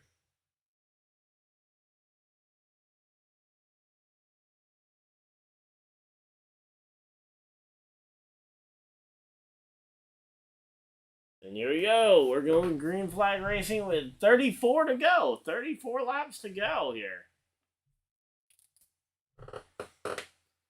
So we went back green a lot quicker than I thought we would. Bubba Wallace here looking for the second spot, but ends up not really going anywhere. I thought he was going to be going a lot faster there. He looked up the track, but didn't actually go forward. But yeah, Joe Gibbs' teammates here on the front row, though. Fighting it out here.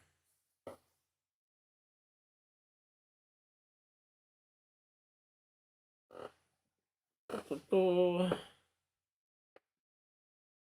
here we go. Man. Side by side, it's Truex versus Hamlin here for the race lead. Truex looking to the inside. Hamlin on the outside. Here we go. And I say, are we going to see this battle end up lasting 10 laps like the other one did? Between the 19, the 1, and the 24? We'll have to wait and see, but yeah. Let's see. So Stenhouse up in the top 20. Let's see. Where's Kyle Busch at? Sure, I see him on the leaderboard. Allmendinger up into 8th place, though. Nice to see Allmendinger doing really well. But, yeah, watching Allmendinger sweep this weekend would be fun for sure. But, yeah, I don't think he is really the driver to watch here. So, but, yeah, we'll have to wait and see here.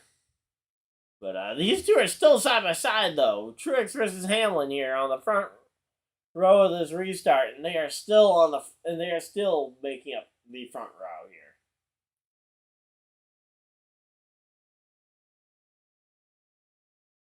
here.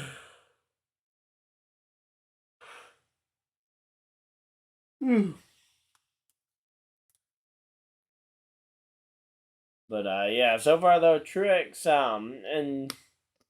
versus Hamlin. There we go. Hamlin able to clear, and Hamlin gets down in front of MTJ here.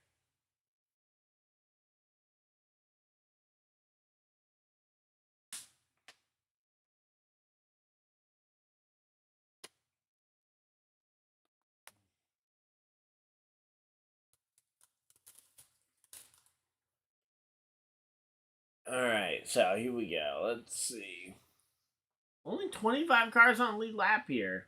Kyle Busch is one of them, though. So after that wreck, he's still a lead lap car here, which is impressive.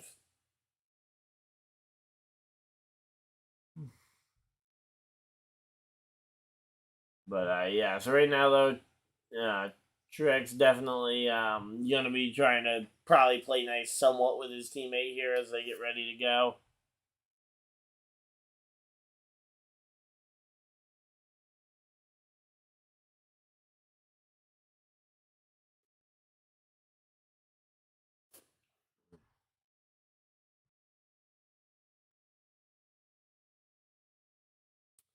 So here we go.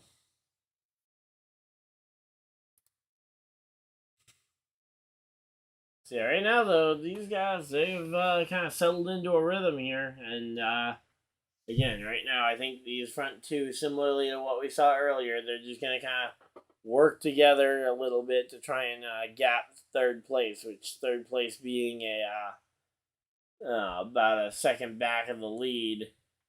They want to try and bulk up the lead, try and make it a little easier, so it's just a 1v1 essentially for this stage finish here in about 20-25 laps.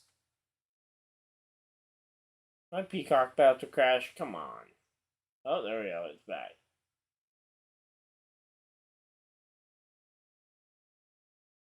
But yeah, here we go. But yeah, here we go. Chastain versus Bell here for the 5th position. That's at least something on track. But yeah.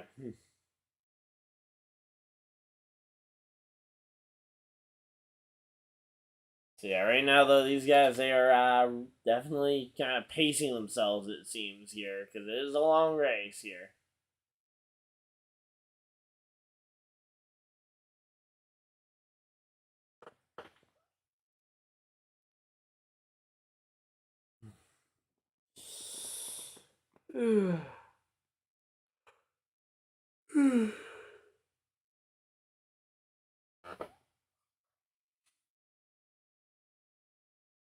But yeah, I'm gonna have to I'm gonna have to get something for food, otherwise I'm not gonna get any sleep tonight.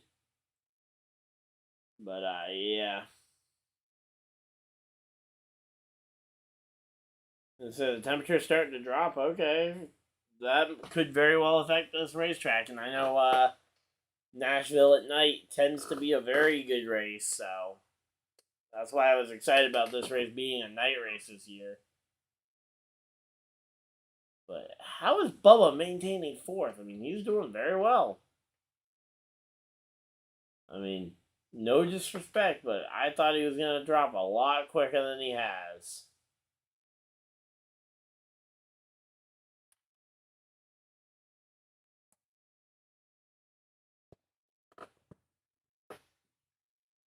So, yeah, here we go.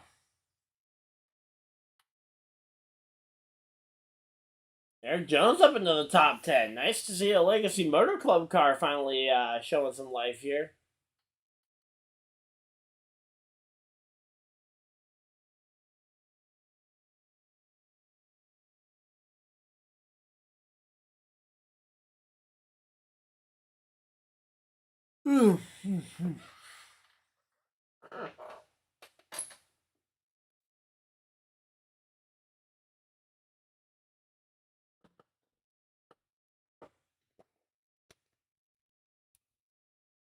Here we go, 20 to go. 20 laps to go in stage number 2.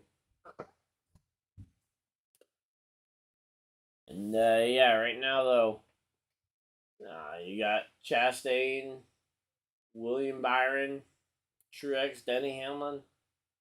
A lot of fast cars up at the front.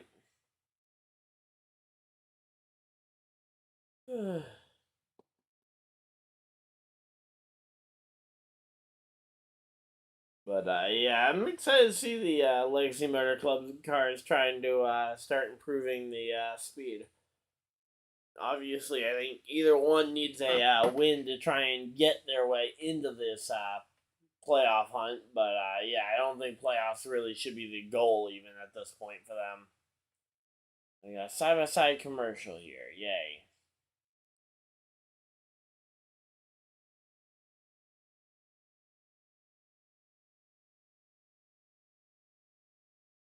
But yeah, right now though, we're just kind of waiting it out, seeing what ends up happening here.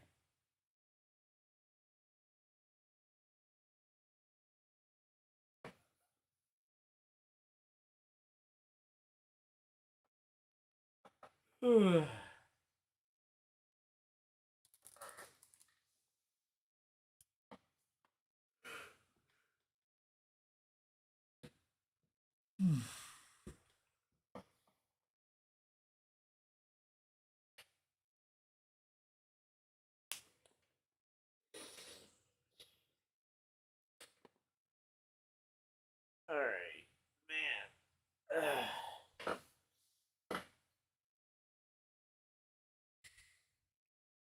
Wait, who are those two that are side by side? I can't tell. They just zoomed out. Are you kidding me? Oh, man. She knows. Kidding me.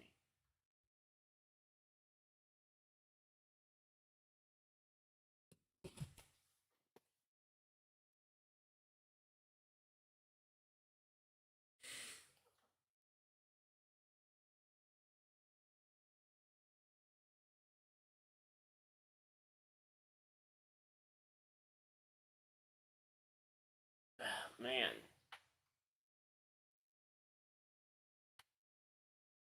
So here we go. And I say Chicago is gonna be fun. I don't see a way that it isn't an entertaining race. I mean, sure, I guess there's a way that it could end up not entertaining, but I just find it a lot harder to believe that that race isn't going to be somewhat entertaining here. So, 14 to go here. And yep, we got 14 laps here in the stage, so.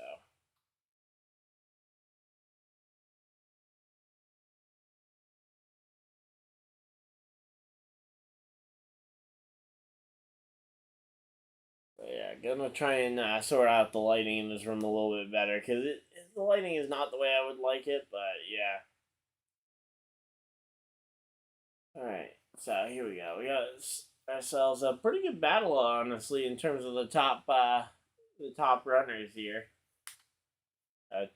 Let's say a 2 second lead between Truex and Chastain for the most part. So again, they've kind of put the gap out here.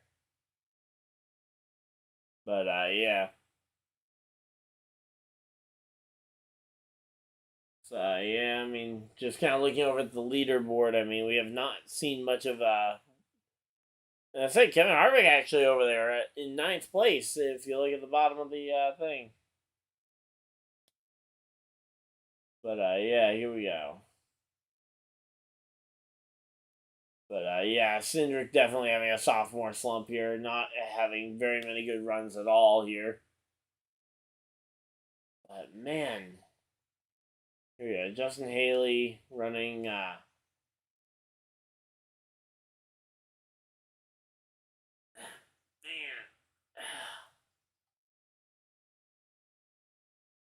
So here we go. We got 10 laps to go here in this stage, and we will be having, it looks like, about 120 laps to go, 125. So should be a pretty good run to the finish. Obviously, this race has been very green flag, I will say. And that's something that we didn't see a lot of yesterday until we did. Because it was a lot of yellows to start each stage. Then they would get a long green flag run going. Now it looks like the Cup guys have figured out how to do that without the yellows early on. So here we go.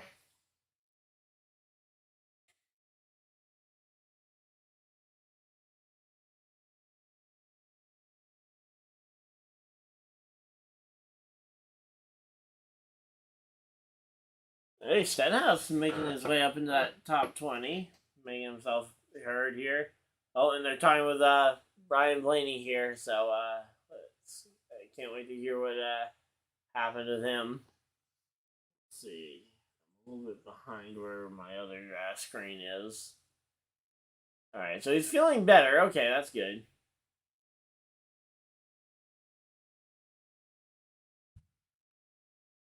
But yeah, so Ryan Blaney definitely glad to hear that he's okay. But yeah, let's see let's do a quick check in on where Kyle Busch is running, since I'm kind of curious. 21st, still not running great. Yay!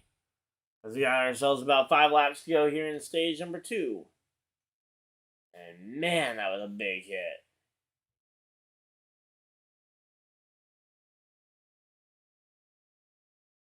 Let's say,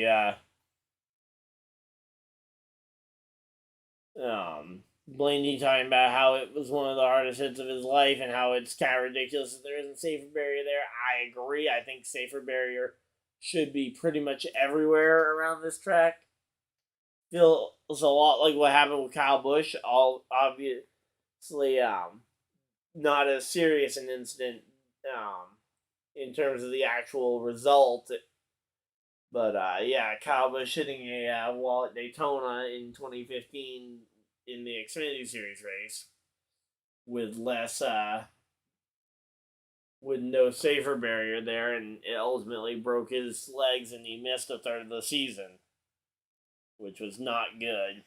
Obviously, he came back to win the championship that year, so it didn't stay too bad for him. But yeah.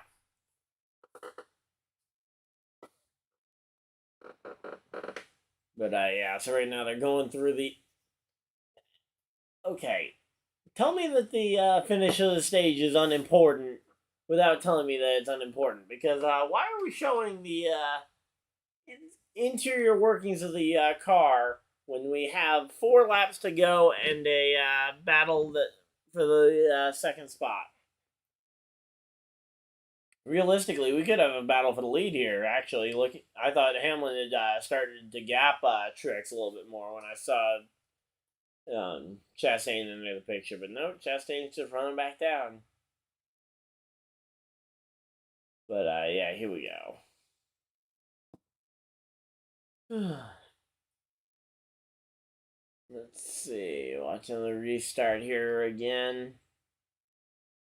Yeah, not sure what ended up happening there. It just was not a good situation. That's all we really know. But again, glad to see that Blaney at least was able to climb out the car under his own power. Didn't break anything. So yeah. But yeah, here we go. Allmendinger up into 7th here. He's making some ground. Or 8th. Oh, he's still 8th place. Man. But yeah, here we go. Last lap of stage number 1. Or stage 2, sorry. Last lap of stage number 2 here. Hamlin, he's got the edge. I don't know if he's going to be passed here. Last lap, stage number 2. So there we go. Denny Hamlin through 3 and 4 for the final time in stage number 2. Truex is going to be close, but not close enough to make anything happen. Denny Hamlin wins stage number 2 over Truex, Chastain, William Byron, and Christopher Bell. Bubba Wallace in 6th, 7th, Elliott 8th, Allmendinger 9th, Harvick, and running out your top 10, Eric Jones earns a point. Man, that's nice to see. Eric Jones earning a stage point. There we go. But yeah, here we go. So yeah, the playoff point there for Denny Hamlin. That's gonna be nice. 115 laps in this final stage. I'm gonna go use the bathroom real quick though while we wait for pit stops, but I will be right back.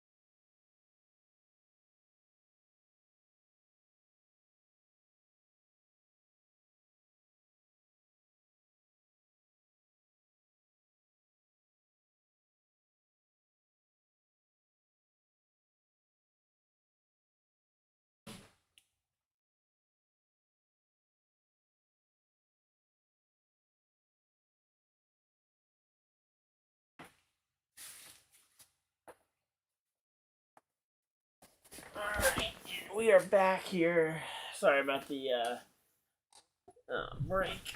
Just had to go use the bathroom, and we should be good to go for the final 115 laps here in this race as they come down, as the cars are coming down pit road. So, here we go. I think I'm going to just take the phone down because I think the other screen is just far enough ahead that I don't need to even hear what's going on.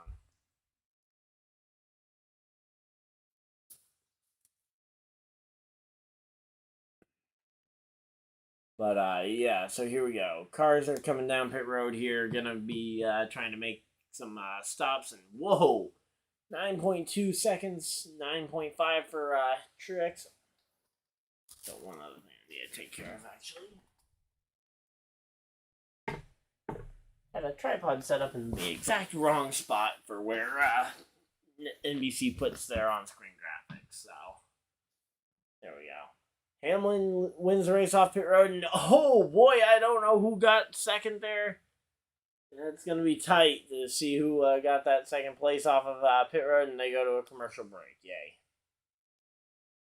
So, commercial break here for, once again here. Oh yeah, stage 2 ended, so I gotta go end the poll.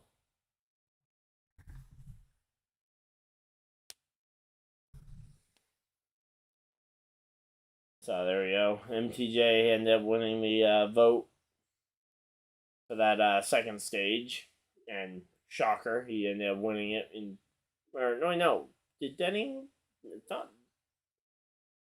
I'm totally remember who just won that stage. I think it was. Let's see, stage 2. Yeah, it was Denny Hamlin over Truex. Denny ended up getting it at the very end, but yeah, not surprised to see Truex being the favorite, though. He did lead a decent portion of the stage. And again, at about the, probably at about like 90, 80 laps to go, something like that, I'll put up the poll for the end of the race.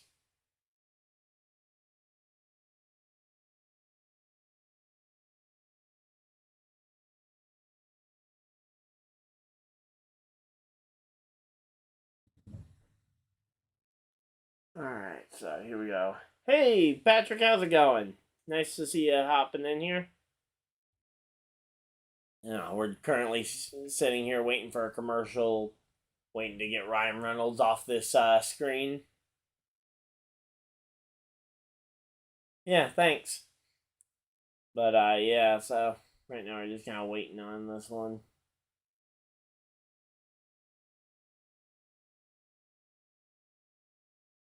And I don't know how many commercials. Oh, wait, that was the same commercial. Not sure why they cut to a goat ramming somebody, but okay. Oh, nice. You got a job. Nice to hear. I knew you hadn't heard that one, so glad to hear. I'm going to say Powerball NASCAR commercial. I will say, so far in the NBC portion of the season, I know this is the first race, but I've seen a lot of NASCAR-esque promotions. I mean, Ally had a really awesome commercial earlier that I was watching. Oh, yep, same department I work in at Walmart. But, yeah. Ally had a really awesome commercial featuring Dale Jr. Now I've seen the NASCAR Powerball commercial quite a bit. But, yeah, so. Yeah, online grocery pickup over at Walmart. Nice to see that. They sent Parker Kligerman off pretty quickly to go inspect the Chicago racetrack and start it's kind of showing off what it's going to look like. So, of course, we got Chicago next week, which is going to be fun. Oh, you're a manager already over there. Wow. Okay. Fun times.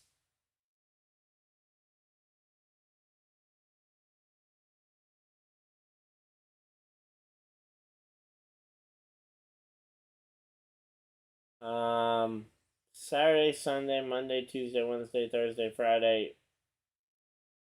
That sounds like you're unemployed if you're off Saturday through if you're off from Saturday through Friday. That sounds like unemployed hours. But yeah. So for the most part, he's just kind of showing where all these concerts and stuff are going to be. Unless you're going to Chicago, or unless the broadcast is really going to show these parts off on for the actual for Thursday, Friday off. Okay, I was gonna say. So you got that 6 a.m. to 2. Okay, so you come in an hour later than me, but yeah. So here we go. Now we're back to watching cars going fast, and they are doubled up and ready to go racing here. Oh, we had speeding penalties for Harvick and Kyle Busch. Not on this stop, though. I guess that was the recap from earlier in stage 2. So, yeah, the only big wreck we've had so far was Ryan Blaney took a pretty decent hit to a wall that doesn't have safer barrier on it. Everything from what we saw looked good. Again, we'll have to wait and see if concussion symptoms pop back up. But we are green flag, green, green, green, and they are racing in Nashville once again here. And Denny Hamlin looking like he's going to try and take this race lead and going to see what he can do with it. Oh, Austin Cindric got a penalty. Oh, whoa, is that am I seeing this? I saw some smoke in the back. No crash, though. Okay. Thought I saw some smoke at least. Maybe it was some speedy dry. But, yeah, too fast entering pit road for Austin Cindric. That's not a big surprise. Hey, Jimbo Shrump, how's it going? So, yeah, right now, though, Denny Hamlin got out to the lead. And right now, I think for Denny Hamlin, the best situation is that Truex and Chastain continue to race side by side, because the more they race side by side, the more Hamlin can check out and leave the field behind. No, Harvick's not 47. He's just in the 4. He's running. He was running near 7th place, but yeah. Oh wait. Oh, you're talking about his age. Yeah, no, Harvick's really old. But yeah. All right, Jimbo's rooting for Ross Chastain here. Say he's still side by side with Truex, which is insane here to see these two just battling it out for second place here. But yeah, Harvick's an old guy. I thought you were talking about his car number because I saw that he was the 4 car running near 7th place. Hey, Team Myth Destroyer, how's it going? Nice to see you popping back in here. And come on, you don't need to be that mean to him. I think he already knows that, so I don't think you're telling him anything new, though. But yeah, so Christopher Bell, William Byron up in the top. Honestly, this entire top 5 is really just fun drivers.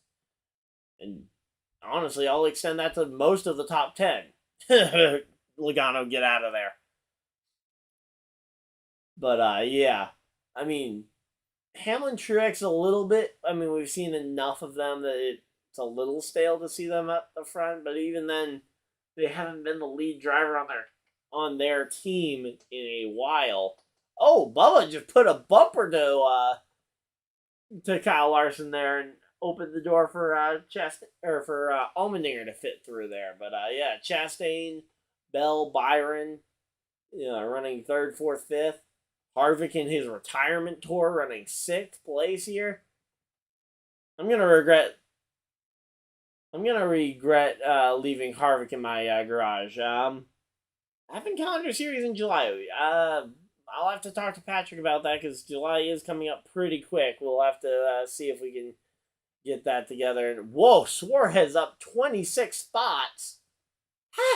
How do you go 26 spots already? I need to know what happened here, but yeah. Suarez ended up spinning it around here.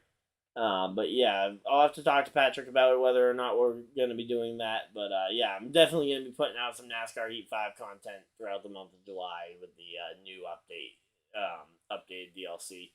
Just depends on what Patrick and I are gonna be doing. But yeah, we'll see though. Hopefully, I'd like to see the Advent Calendar series return in July, and if not, December is coming up somewhat soon. So yeah, the Advent Calendar series is one of my favorite times of year, almost every year. So we are officially 100 laps remaining in this race. Yay! So Eric Jones, though, just outside the top 10. Keselowski and Buescher just outside the top 10. But Ty Gibbs, honestly, running up inside the top 10 is actually pretty impressive there. And there we go. Now I can say that pretty much the entire top 10, I'd be okay with any of the guys inside the top 10 winning, now that Joe Logano's out of there.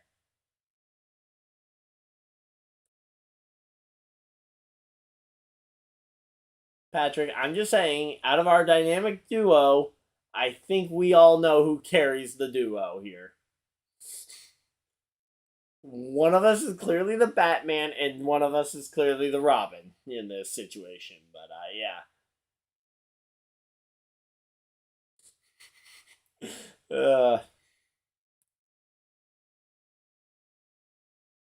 Right now, though, Eric Jones, he's looking very fast. Whoa, where did this speed come from? I mean, literally, it seems like, hey, you know what? I guess the Legacy Motor Club team, at least the 43 to half that team, used their off week to build a lot of speed because they came out the gates pretty quick here. But yeah. So here we go. Let's see. 9 points out for Ty Gibbs right now. He is outside the playoffs by only 9 points. Which, I mean, it's pretty hard to make up 9 points when you're running ninth without winning the race, and a win would lock him in automatically without having to worry about the point position. So, yeah. But obviously, Bowman or someone else could slip back, and also we have a lot of races to go still in this regular season. Something, I think that was just a table falling upstairs. So, yeah, no worries. But yeah, so here we go.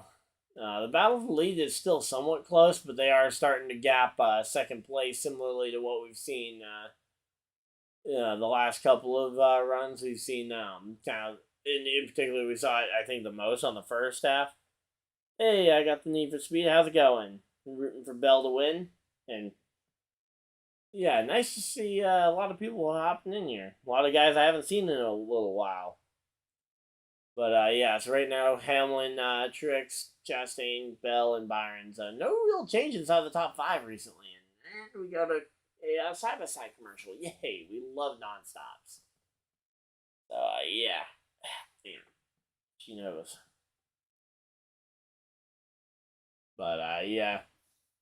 So Hamlin looking pretty good. I would like to see Hamlin maybe lock up his second win of his season here. Oh, come on. Why is everybody being mean to Patrick? I mean, I know I kind of played into it a little bit, but he's not that bad, guys. Come on.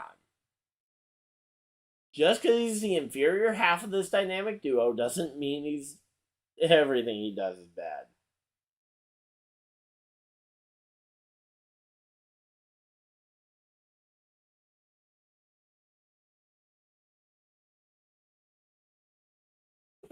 But yeah. I say Gregson in 25th place. I mean, is it bad that that's progress for him in the speed department here? I mean, literally, I think that is literally a improvement on the speed chart there. Reddick with the tire that came off his car hampers the speed quite a bit, and Bubba and Larson going back at it again.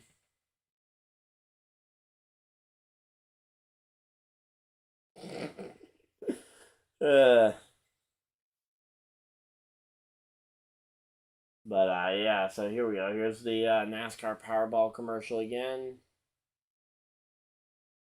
I will say, if they keep putting on the same 2 or 3 NASCAR ads, it will eventually get old, but yeah.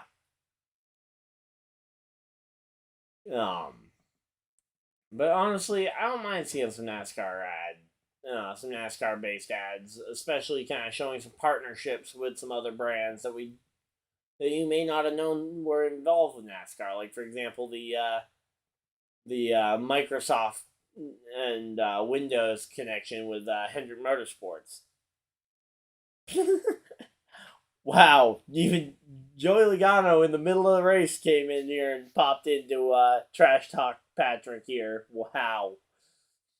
Hey, impressive. But Joey, you might want to put down the phone and start driving again, because texting and driving, I think, is against the rules in NASCAR. I don't know after Taylor Gray got a slap on the wrist for Snapchatting and driving, maybe not, but yeah.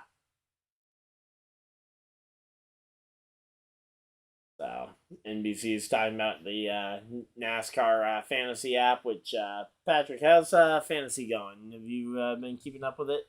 Did you remember to set your picks tonight? But yeah, right now the battle for the lead is kind of, again, they are just minding their gap right now.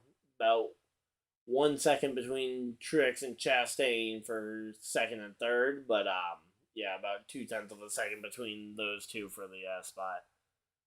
I'm kind of hoping Harvick doesn't have a good finish, because I went and put him in the garage thinking that he was not going to recover, so pretty bad timing for me to have done that.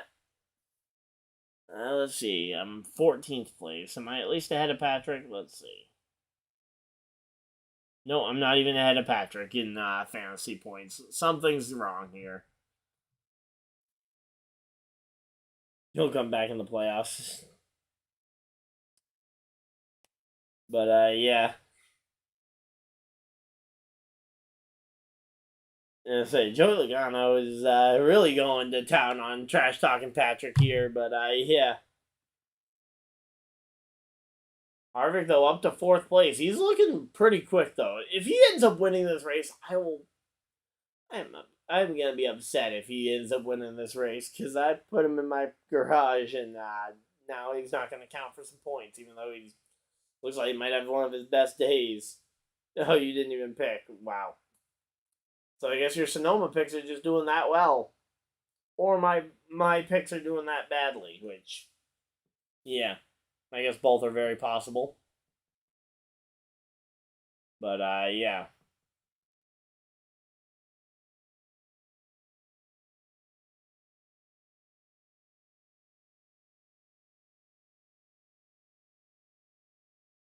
All right. So yeah. They're talking about Austin Dillon right now, and they're just kind of showing the battle for the lead in the side by side screens here. But yeah, there's just not much going on. I mean, again, like Truex and Hamlin are just kind of running. You kind of know, because them being teammates, they are likely not going to end up kind of going and putting any pressure on each other to actually perform too much above what they need to right now. Oh yeah, time to go put up the poll for you guys to go ahead and vote on who you guys think is gonna win this race. Almost forgot to put this up. So here we go. Who?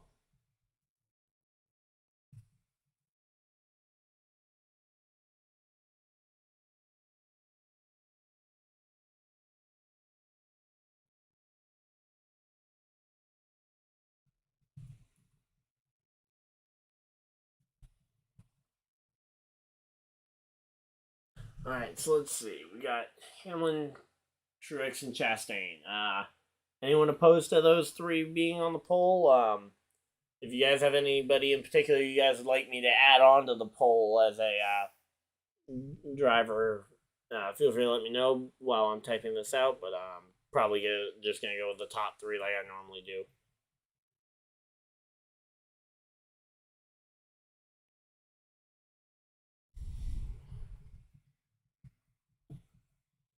There's a few instances where I don't end up going with the top three, mainly if I think we're in the middle of a green flag pit cycle or something. But or if I know that there's a very clear driver who's making their way through the field at record pace. Alright, so let's go ahead and put in Ross the Boss.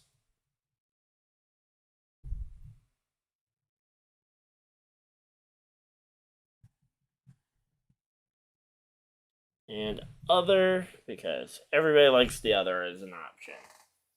Gives everybody a chance to end up on the pole, no matter who you think's going to win.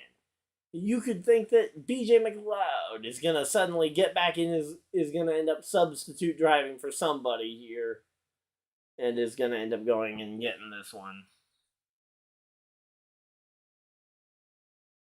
I mean, I think you'd be a little under, I think you'd be a little on the loopy side if you think that that's going to happen, but yeah. Wouldn't say it's, okay, yeah, it's completely absurd, but yeah. I mean, when was the last time we even saw a driver end up getting substituted mid-race? It's been a while, so yeah. Well, polls up if you guys want to go ahead and vote. Denny Hamlin, MTJ, Chastain, or other for the race win. So whoever you guys think's gonna get this one. So yeah. Go ahead, go to town. If you guys vote other, please let me know. I'd love to see who you guys think is gonna win this one. But yeah, so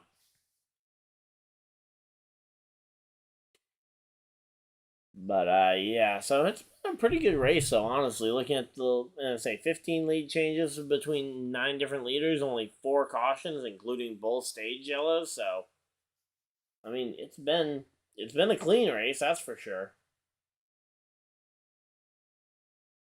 But yeah, so here we go. The poll is actually looking like, okay, we got 4 people who have already voted. Wow, more activity than these polls normally get. Man, Twins and Orioles, are you kidding me? That's what you're promoting as your game of the week next week or whatever for the MLB? Really? Come on. Twins and Orioles? Okay, Team Myth Destroyer thinks that Harvick's going to go up there and drive up there and get the win. I mean, hey, he's been on fire here so far. And say, I wouldn't put it past him going up there and getting this one. And say that they're showing a bunch of the NASCAR guys going out there and golfing with the PGA Pro Tour in when they were in Charlotte, I guess. But yeah, back from commercial. They're back from commercial break, and we're getting ready here for the end of this one. Now I've got the Need for Speed. Thinks Ross is gonna get this one. And say Ross did look like the say the pick, and wow, we got quite a bit of action here on this one. But yeah,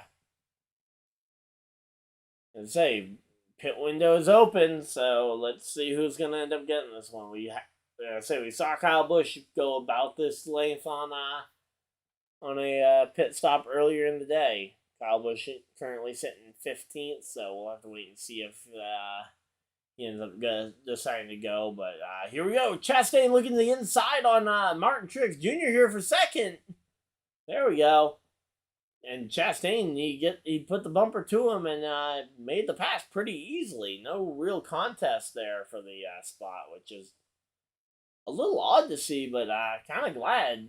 I mean, glad to see Chastain kind of driving like Ross Chastain to an extent.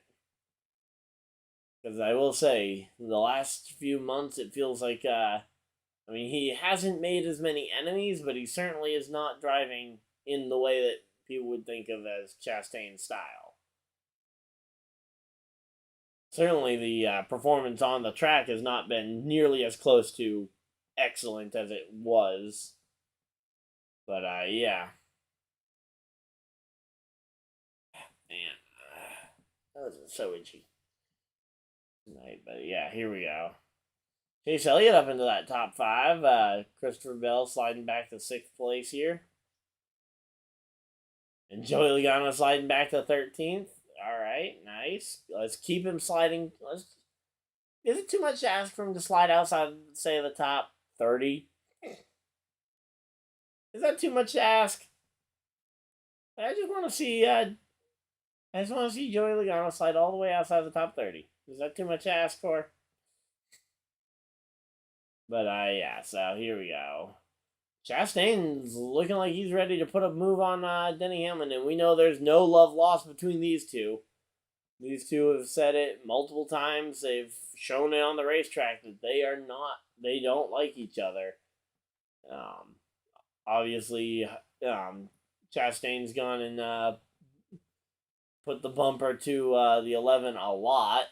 The 11 retaliated at Phoenix, made the mistake of admitting to it on his podcast the next day, and suddenly there was a penalty. So yeah. Obviously, no drivers are gonna keep going, but yeah. Joey Logano resents that. Still only one driver out the race. Hey, Joey, don't worry. You're going to win it. Yeah, sure.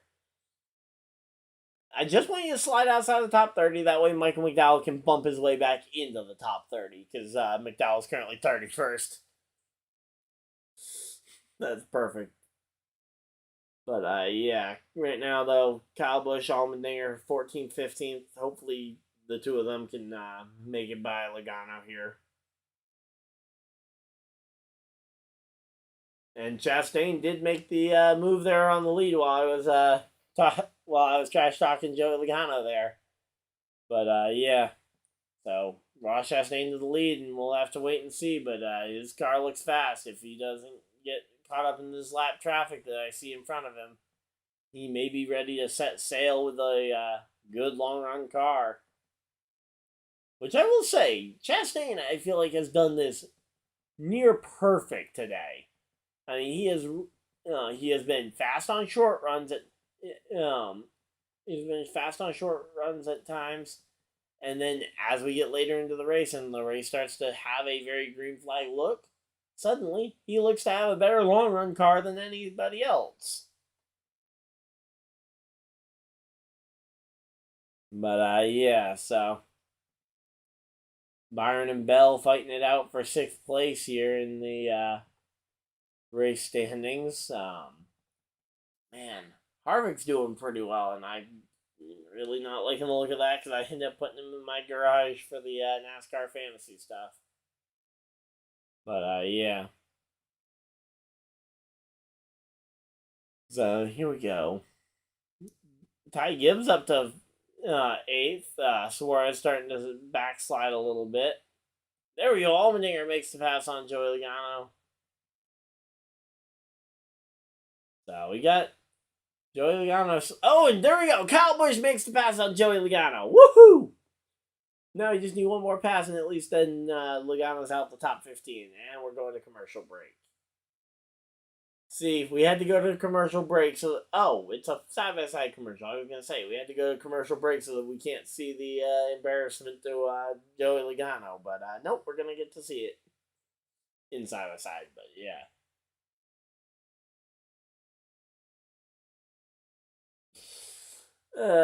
But yeah, no,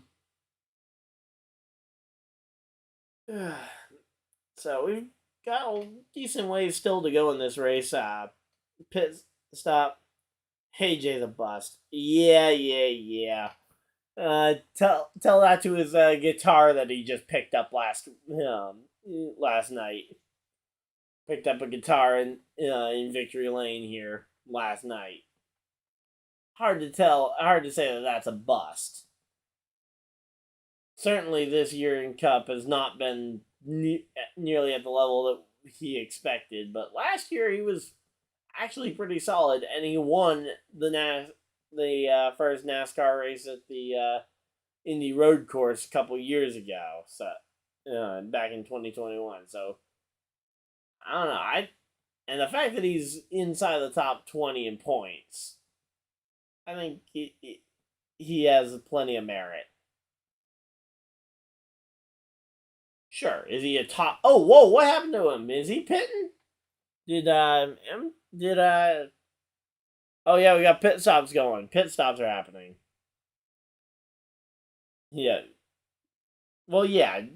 I'm not saying that Joey's worse than AJ Allmendinger. Certainly not saying that off the bat. And okay, is this Harvick with an issue, or is this Harvick coming to pit road just really slow, really early?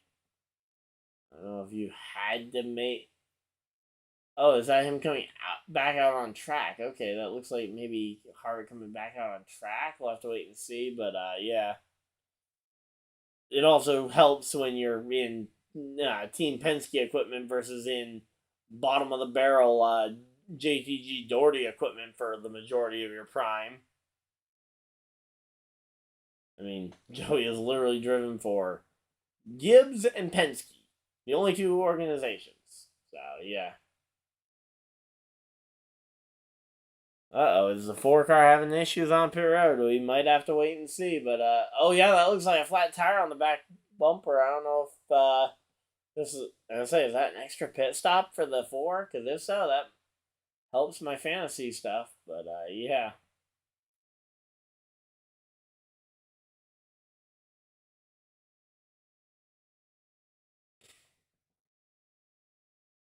Let's say, I'm starting to see kind of everybody cycling around, getting a chance to see Stenhouse doing well. I would say Stenhouse finally has made JTG Doherty relevant. And honestly, he probably could have gotten them to the playoffs without the Daytona 500 win this year. But we'll see how far he ends up going. Because I think, looking at his performance, I think he'll end up kind of capped out around there. With the new car, Logano will never get another title. He's literally the only driver to get a title with this new car. I mean, I know I was just talking trash, and oh, there goes Logano up into the top 10. Yay. But yeah, I know I was just talking about Logano, but yeah, he literally just won the championship. I think I think he'll win another championship within the next 10 years or so, because that seems to be about how long NASCAR regulations seem to last. The Gen 6 car came in 2013, and the next gen car was actually introduced in 2022. So, yeah, I think we will probably see I think we'll see another title from Joey Logano, unfortunately, in the next 10 years. Hopefully, we'll see at least another Kyle Busch championship or two in there. And hey, you know what? If you could throw in a Michael McDowell championship, that'd be A-okay with me. I know that's extremely unlikely, but yeah.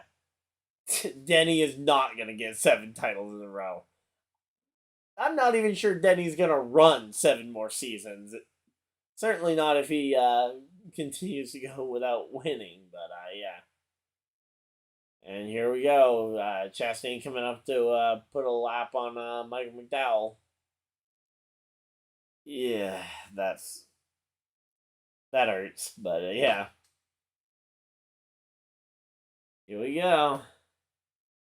Listed drivers into the playoffs, and yeah, curious to see if who all ends up joining that list of playoff drivers. Obviously, we got is trying to remember if Briscoe's actually in the points or if he's on the outside. I know he has not had a good season. I'll go ahead and real quickly check the points. Full standings. Here we go. So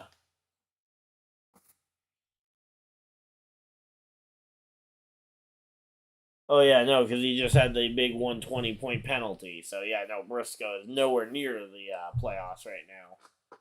But yeah. So Chase Briscoe, though, if he could win a race here, he could flip this playoff picture on its head. Same thing with Chase Elliott. Austin Dillon's been is a weird one to see kind of how far back he's been this year. This is normally supposed to be a one that he does pretty well. Yeah, I'd like to see him at least get 1 at RCR. If he can get 2 or 3, though, put himself in that conversation, 4 or 5 championships, maybe near, say, 80, maybe 90 wins, maybe go 95 wins to one up a certain someone. But yeah, I think it'll be hard for him to do that, but it comes down to really realistically just how many years is he gonna run. Speaking of Kyle Busch is at the lead as we have cycled through pit stops here. So yeah, Kyle Busch though, yeah, I'd like to see him at least win one. Realistically though, it's a lot harder to win championships, especially in a row at this with this format, because one wrong restart and you could go from being the championship favorite all season long to being the second place championship finisher. But yeah, so yep. So right now, so it looks like we've got 3 drivers so far who have yet to pit. Kyle Busch, Bowman, and Gregson are out in front. Chastain holding down the 4th position with Truex in 5th here.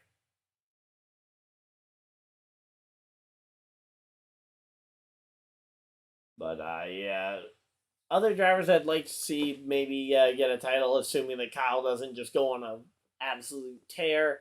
I'd like to see Bell get a championship. Byron, I'd like to see Bell and Byron kind of compete for titles along the likes of what we kind of saw between Dale Sr. and Jeff Gordon. Like to see maybe a younger version of that rivalry pop up between Byron and Bell would be my pick.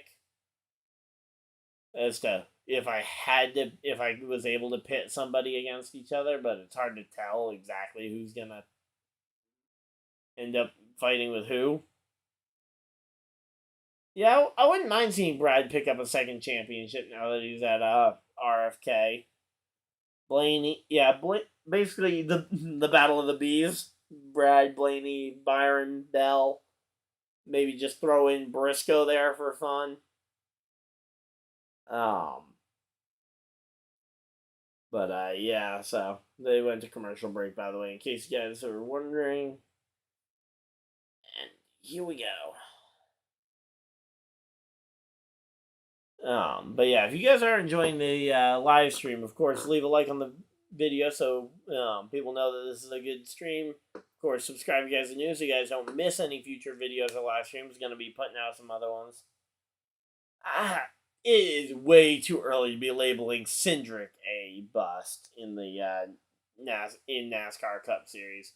It's his sophomore season. Now, granted, again, his first year outside of winning the Daytona 500, he looked unimpressive.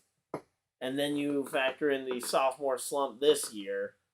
Like, yeah, he has definitely not performed. Cindric has not performed to the level that you would expect. But let me just give you a couple of names of drivers who took a few years to get going. Kyle Larson, Chase Elliott, William Byron. Just to name a few.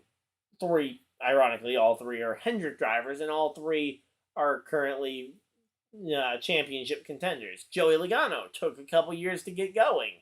He is a 2-time champion, as we've kind of mentioned. Yeah, Kyle Busch definitely, totally a bust. Yeah. After last year, I was curious if he was on the decline, but I think the re-energized Kyle Busch, now that he's at RCR, though, certainly looks like a threat to go ahead and win races and championships again. But yeah, so again, I don't think you can really judge. Like for me, here's my take on this, and feel free to agree or disagree. I think it's hard to really label anyone a bust until I'd say at the conclusion of season 3. After their 3rd full season, you can start to kind of look around the idea of calling someone a bust. But until you get 3 seasons in, I mean, think about it. William Byron won midway through his 3rd season. Chase Elliott won his first race midway through season number 3. Daniel Suarez and Eric Jones both took at least a full season to really hit their stride. For Suarez, it took like 4 or 5 seasons for him. But now he's up there and he's a regular top 10 contender. So, there we go. And, they're back from commercial break. Yay. So, Kyle Busch and Alex Bowman still leading this race. I don't know. I think you might be losing a bit too much time here on running this one out. And, man, McDowell 40 points out. That's not good. Coming into this race, it looked like McDowell might have a shot at pointing his way into the playoffs. Obviously, I think a win makes it a whole lot easier, but yeah. Hey, Peter, how's it going? So, you got a lot of people who agree with me on that one. You got to wait till about 3. I would say 3 years is kind of the magic number, because after that, you've gone about 100 starts, assuming that you made your first career start at the Daytona 500 in your rookie year. Obviously, Joey Logano agrees, considering you were literally one of the examples I used of drivers who took a few years to break out. I mean, but yeah. So, I mean, just kind of looking down the list of other potential busts. I mean, again, think about how it took Kyle Larson, 2-3 years to win his first race? And then he went on and won like 4 or 5 he won 4 races in 2017. Oh, did Kyle Busch have a commitment line violation? Oh, no, he didn't. Okay, good. That was nerve-wracking there when Kyle Busch came to pit road. But, yeah, now it's Bowman. Bowman's the last car out there who has yet to pit.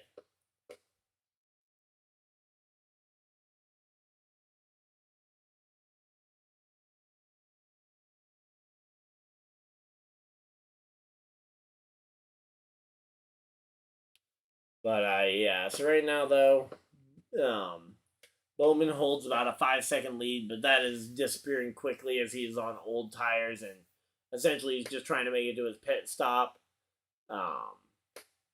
Martin Truex Jr., though, he's only 0.3 of a second behind Chastain. If he gets a shot with some lap traffic, maybe, we could see a battle for this win.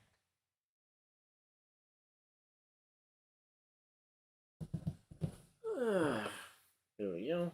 Oh, hey, Gavin, how's it going? Long time no see.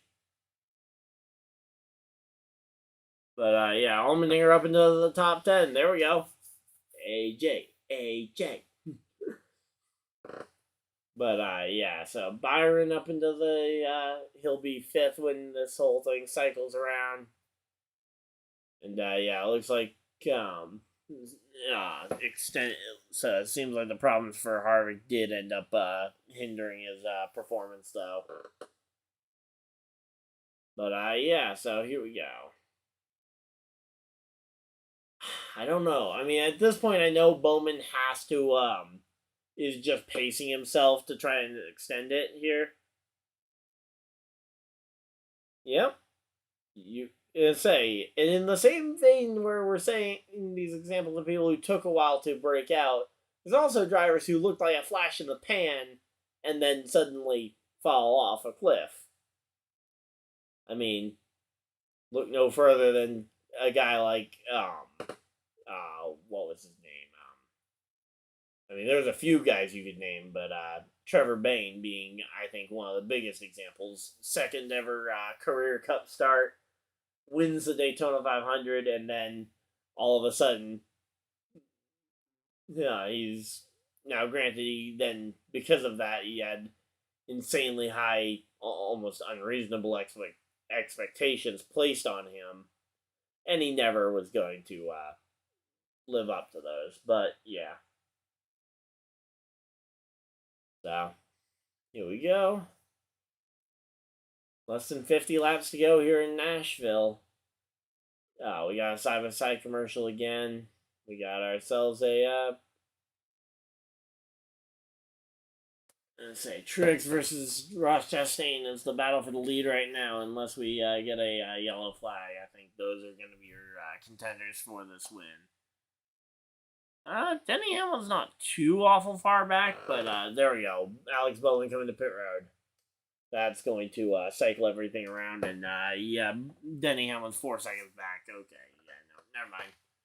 Denny Hamlin is probably too far back without a yellow to contend here. So, unfortunately, for all the people who picked Hamlin, you're going to be banking on the yellow. Kyle Busch, let's see. Kyle Busch is 16th place here after the pit stops. He probably lost a bit of time there because he stayed out longer than most everybody else trying to catch a yellow.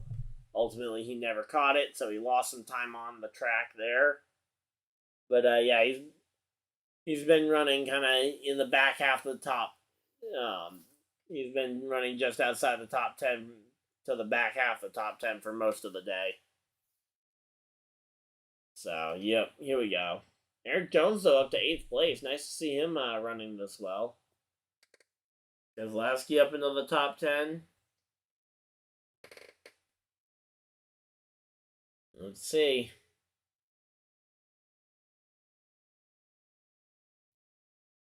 Let's say they're back from commercial break and they're riding on board with Martin Truex Jr. as they Ross Chastain is getting frustrated in lap traffic, it looks like. That lap traffic right now being Ricky Stenhouse Jr. Man, Ty Gibbs, though, I've been impressed with that rookie performance so far for him. Like, Ty Gibbs is a rookie. After how he was in Xfinity last year, I was worried that he was going to be way too aggressive and make way too many enemies. Eric Jones is a very underrated driver. So underrated you couldn't even spell his name right. Sorry, Patrick. Had to point that one out, though, on you. Yeah, maybe try spelling your drivers' names right if you want us to rate them higher.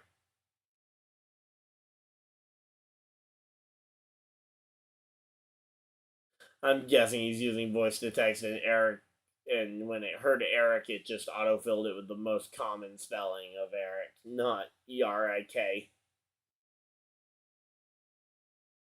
But yeah.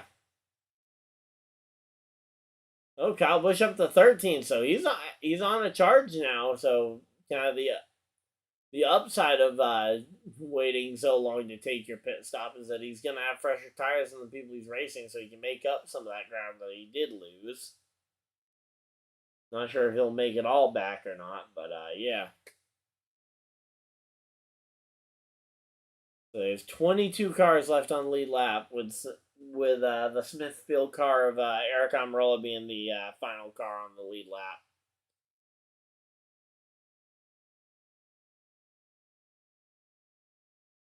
All right, the battle for the lead, though. It's 0.2 of a second. Chastain versus Truex. And I say they are losing time to Hamlin, but he's 3.5 seconds back and only 27 laps to catch him, so it's gonna be tough.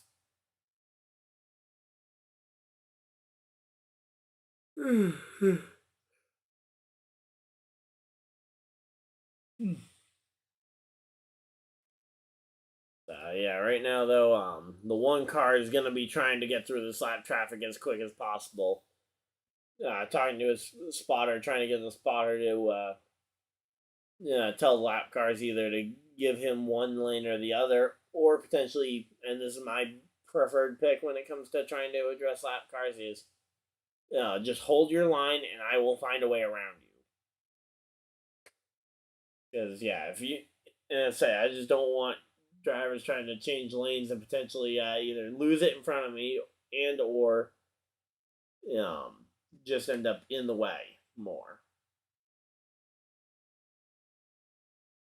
But yeah, so right now though, again, Truex is keeping it very close to that bumper with each passing attempt.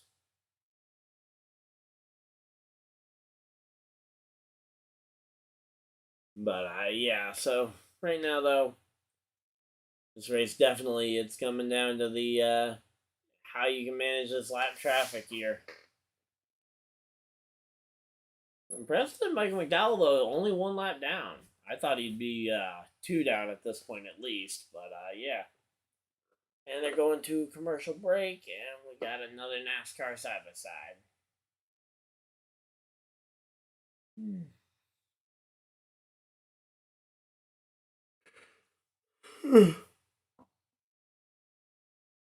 So yeah, right now though, Chastain is making his way through the traffic more efficiently than MTJ is, so he might actually create himself enough of a gap here to for Chastain to start experimenting with other things.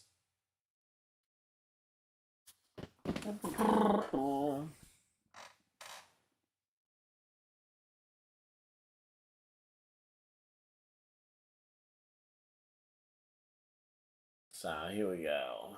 Let's see. Yeah, I mean, Chastain, he's making it work, even though he might be trying to get through all these this lap traffic pretty quick. Let's say he's making it work somehow.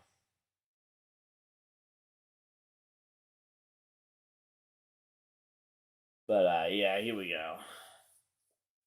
And this race, it's late, but yeah, didn't expect much difference from a 7 p.m. start time. So here we go.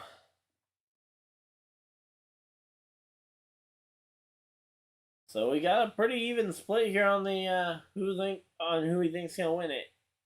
Chastain and Hamlin, both 30 apiece. 25% of you guys think someone other than the top 3 is gonna win this thing, and then MTJ has 15% of you guys thinking that MTJ is gonna get it done. So here we go. But yeah, so here we go. Showing commercials for the Crayon 301, which Patrick, can they stop shoving ads for the New Hampshire Cup race in my face, please? I don't want to remember that. Walmart told me I couldn't go.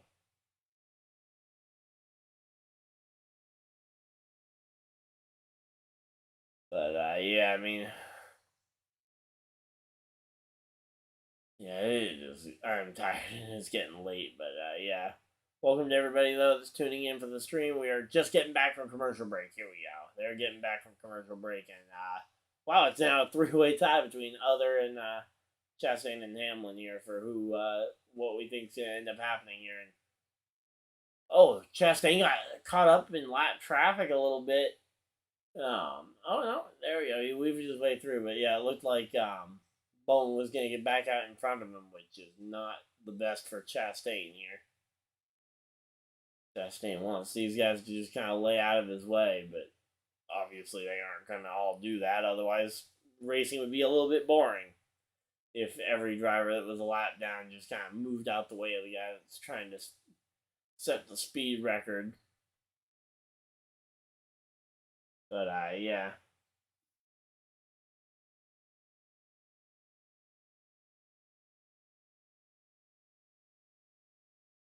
But yeah.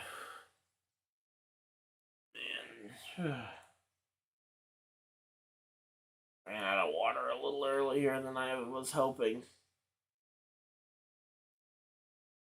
Man. 17 laps to go here, though. And Chastain is holding about a half a second lead here over Truex. And this could be Chastain's first chance to win a normal track for once. He's won a super speedway and he won a road course.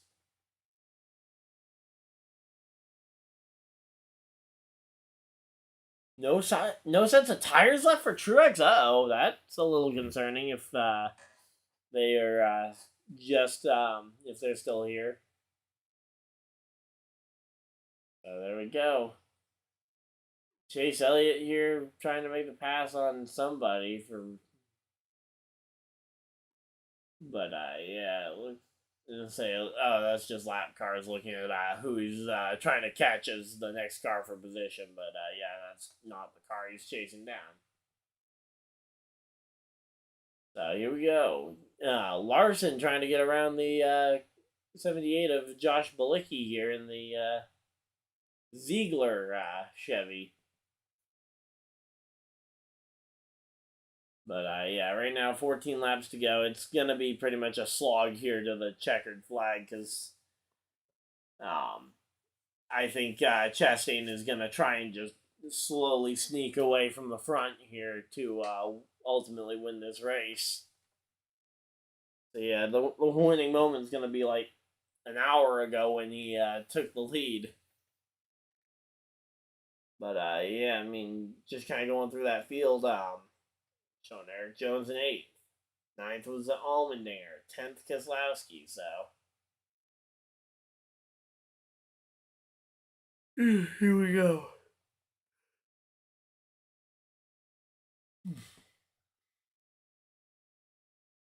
I mean, yeah, Eric Jones, he just needed this more for pride than anything else because that Legacy Motor Club team has been absolutely awful this season as a organization. Probably one of the worst organizations I've seen for a well-funded team. Because, I mean, that team isn't terribly funded, and you've obviously got Jimmy Johnson who came in, and that's going to bring in sponsorship dollars. But, yeah. Showing the playoff grid again, and McDowell only 27 points out. That looks a lot more achievable for him. But, yeah, if Ty Gibbs goes and wins a race, so down the stretch, that will change everything.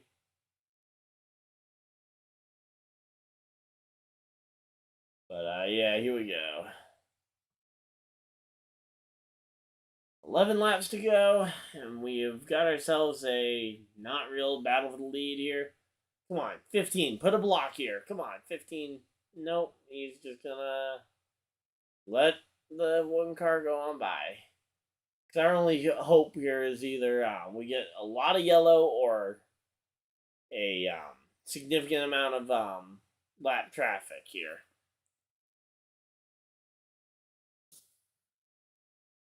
So, here we go. Let's see. Is Chastain going to win this race? Probably. We'll have to wait and see. But Elliott and Hamlin fighting it out for position here.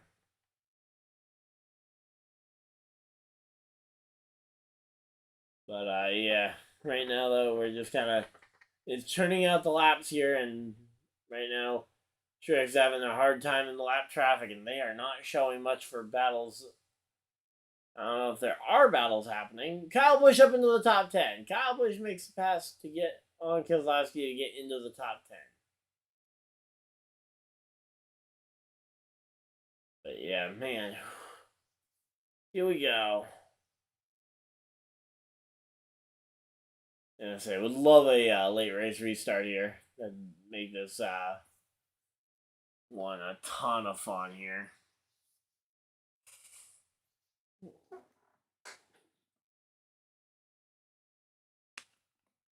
But yeah, right now though, Chastain has extended his lead now to a 1 second lead.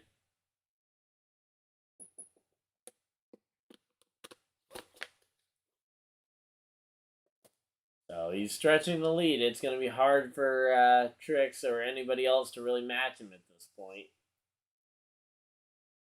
Because yeah, the more you get ahead of, the more he gets ahead of you, the less and less that draft is going to impact it. Which I think at this point, the draft from the car Chastain is pretty much gone.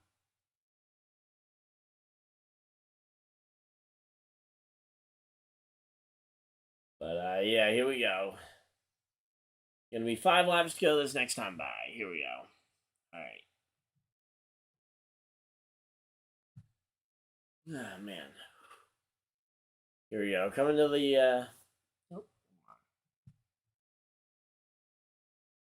So coming to 5 laps to go here in the NASCAR Cup Series race here from Nashville Superspeedway, and we're showing a clip of there, Joey Logano. Here we go.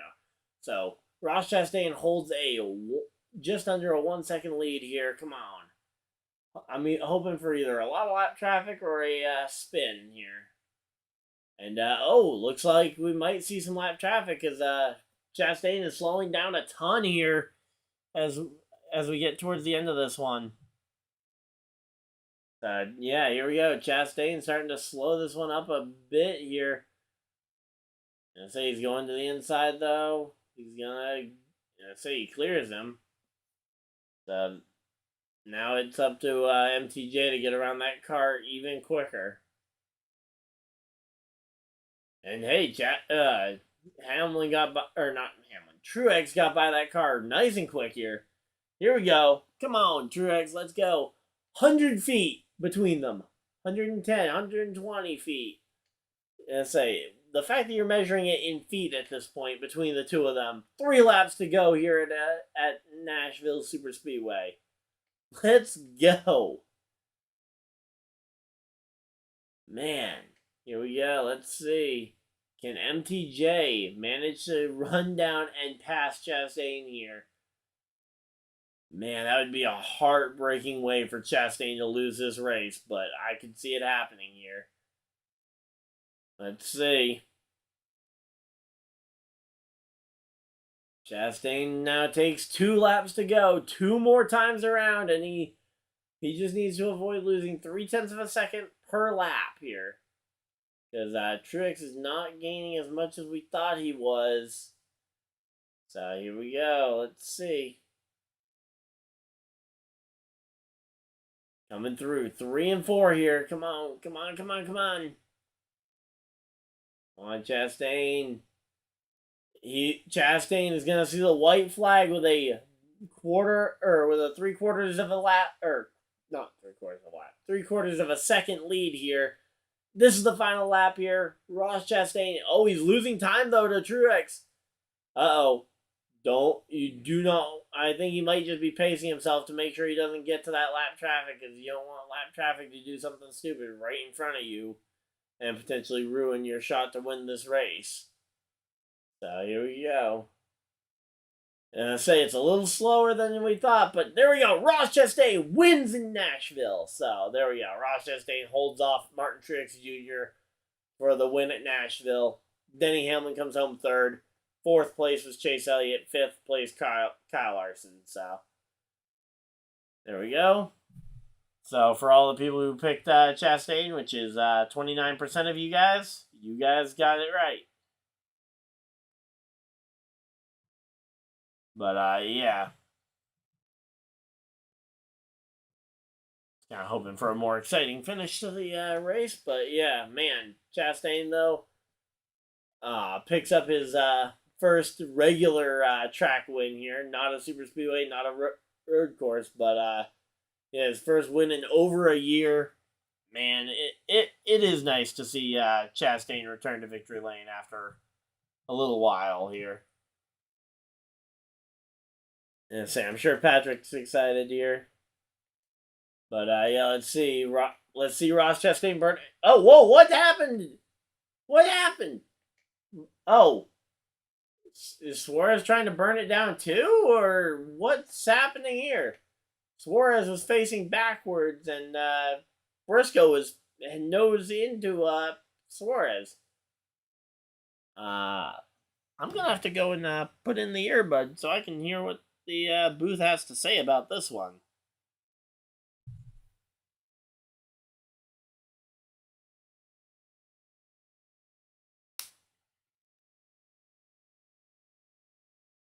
All right, let's see. Oh. Okay, come on.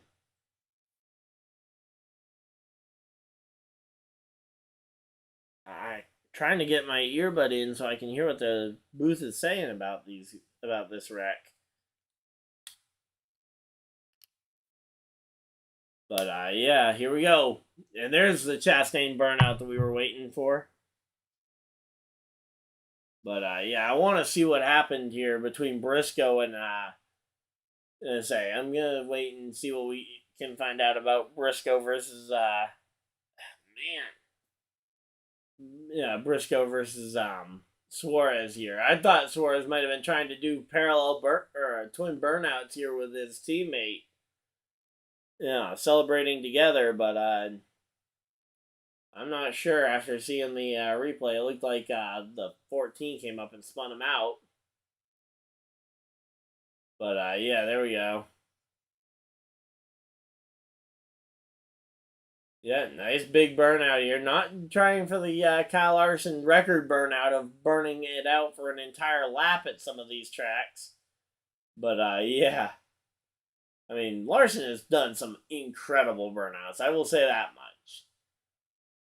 But here we go. Climbing out the car. It's, yeah, it's a Ross Chastain climbing from the car. Let's see. Oh, he's going out the roof. He's going out the roof flap there. Yeah, there we go. Ross Chastain. Now, there's one thing we gotta see here. Yep, there we go. The Trackhouse guy, he's got it. He's got the package in his arms here. Let's see. Yep, here we go. He's got the melon. Let's go. Oh, looks at the melon. Come on. And there it is. Smashing the melon. So, Ross Chastain, he has smashed the melon. Now time to go see if we got some people going ahead and fighting, maybe. We'll have to wait and see. But, yeah. They're going to talk to Chastain here first on the melon. On the melon-covered front start-finish line. If you guys only cared about the finish of the race, of course, thank you guys for tuning in. I'm going to have a race recap up sometime tomorrow, but until next time, this has been Ryan Dyer on YouTube. I'm going to be staying here with the live stream, though, until we get this the incident between Suarez figured out. But, yeah, assuming that they figure it out on the TV before they cut to Peacock only. But if this was all you guys were here for, thank you guys.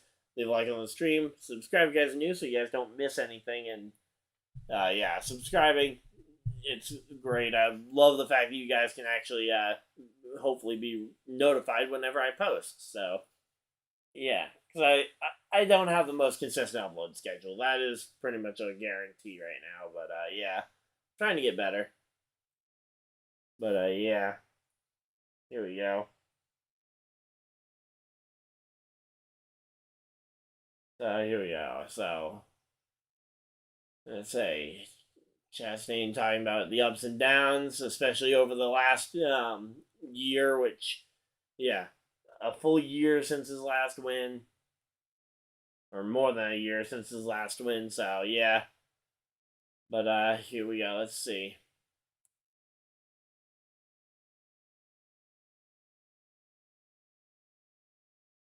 See, I want to know what happened with Suarez because I didn't even think Briscoe was near him.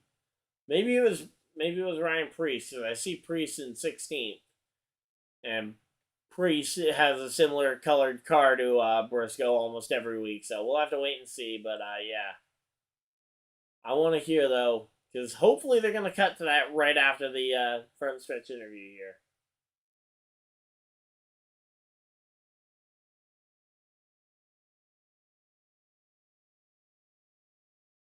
But yeah, so here we go.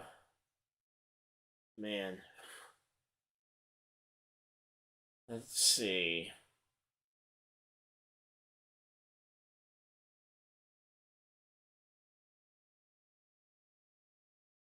So Stenhouse comes home 22nd, Harvick 24th, so at least I didn't miss anything too big here. Let's see.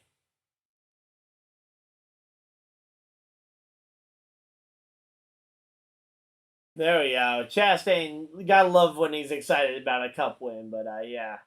They're gonna be going to Peacock here. Are we gonna at least get to find out who it was? And say, there we go. Chastain grabbing the flag.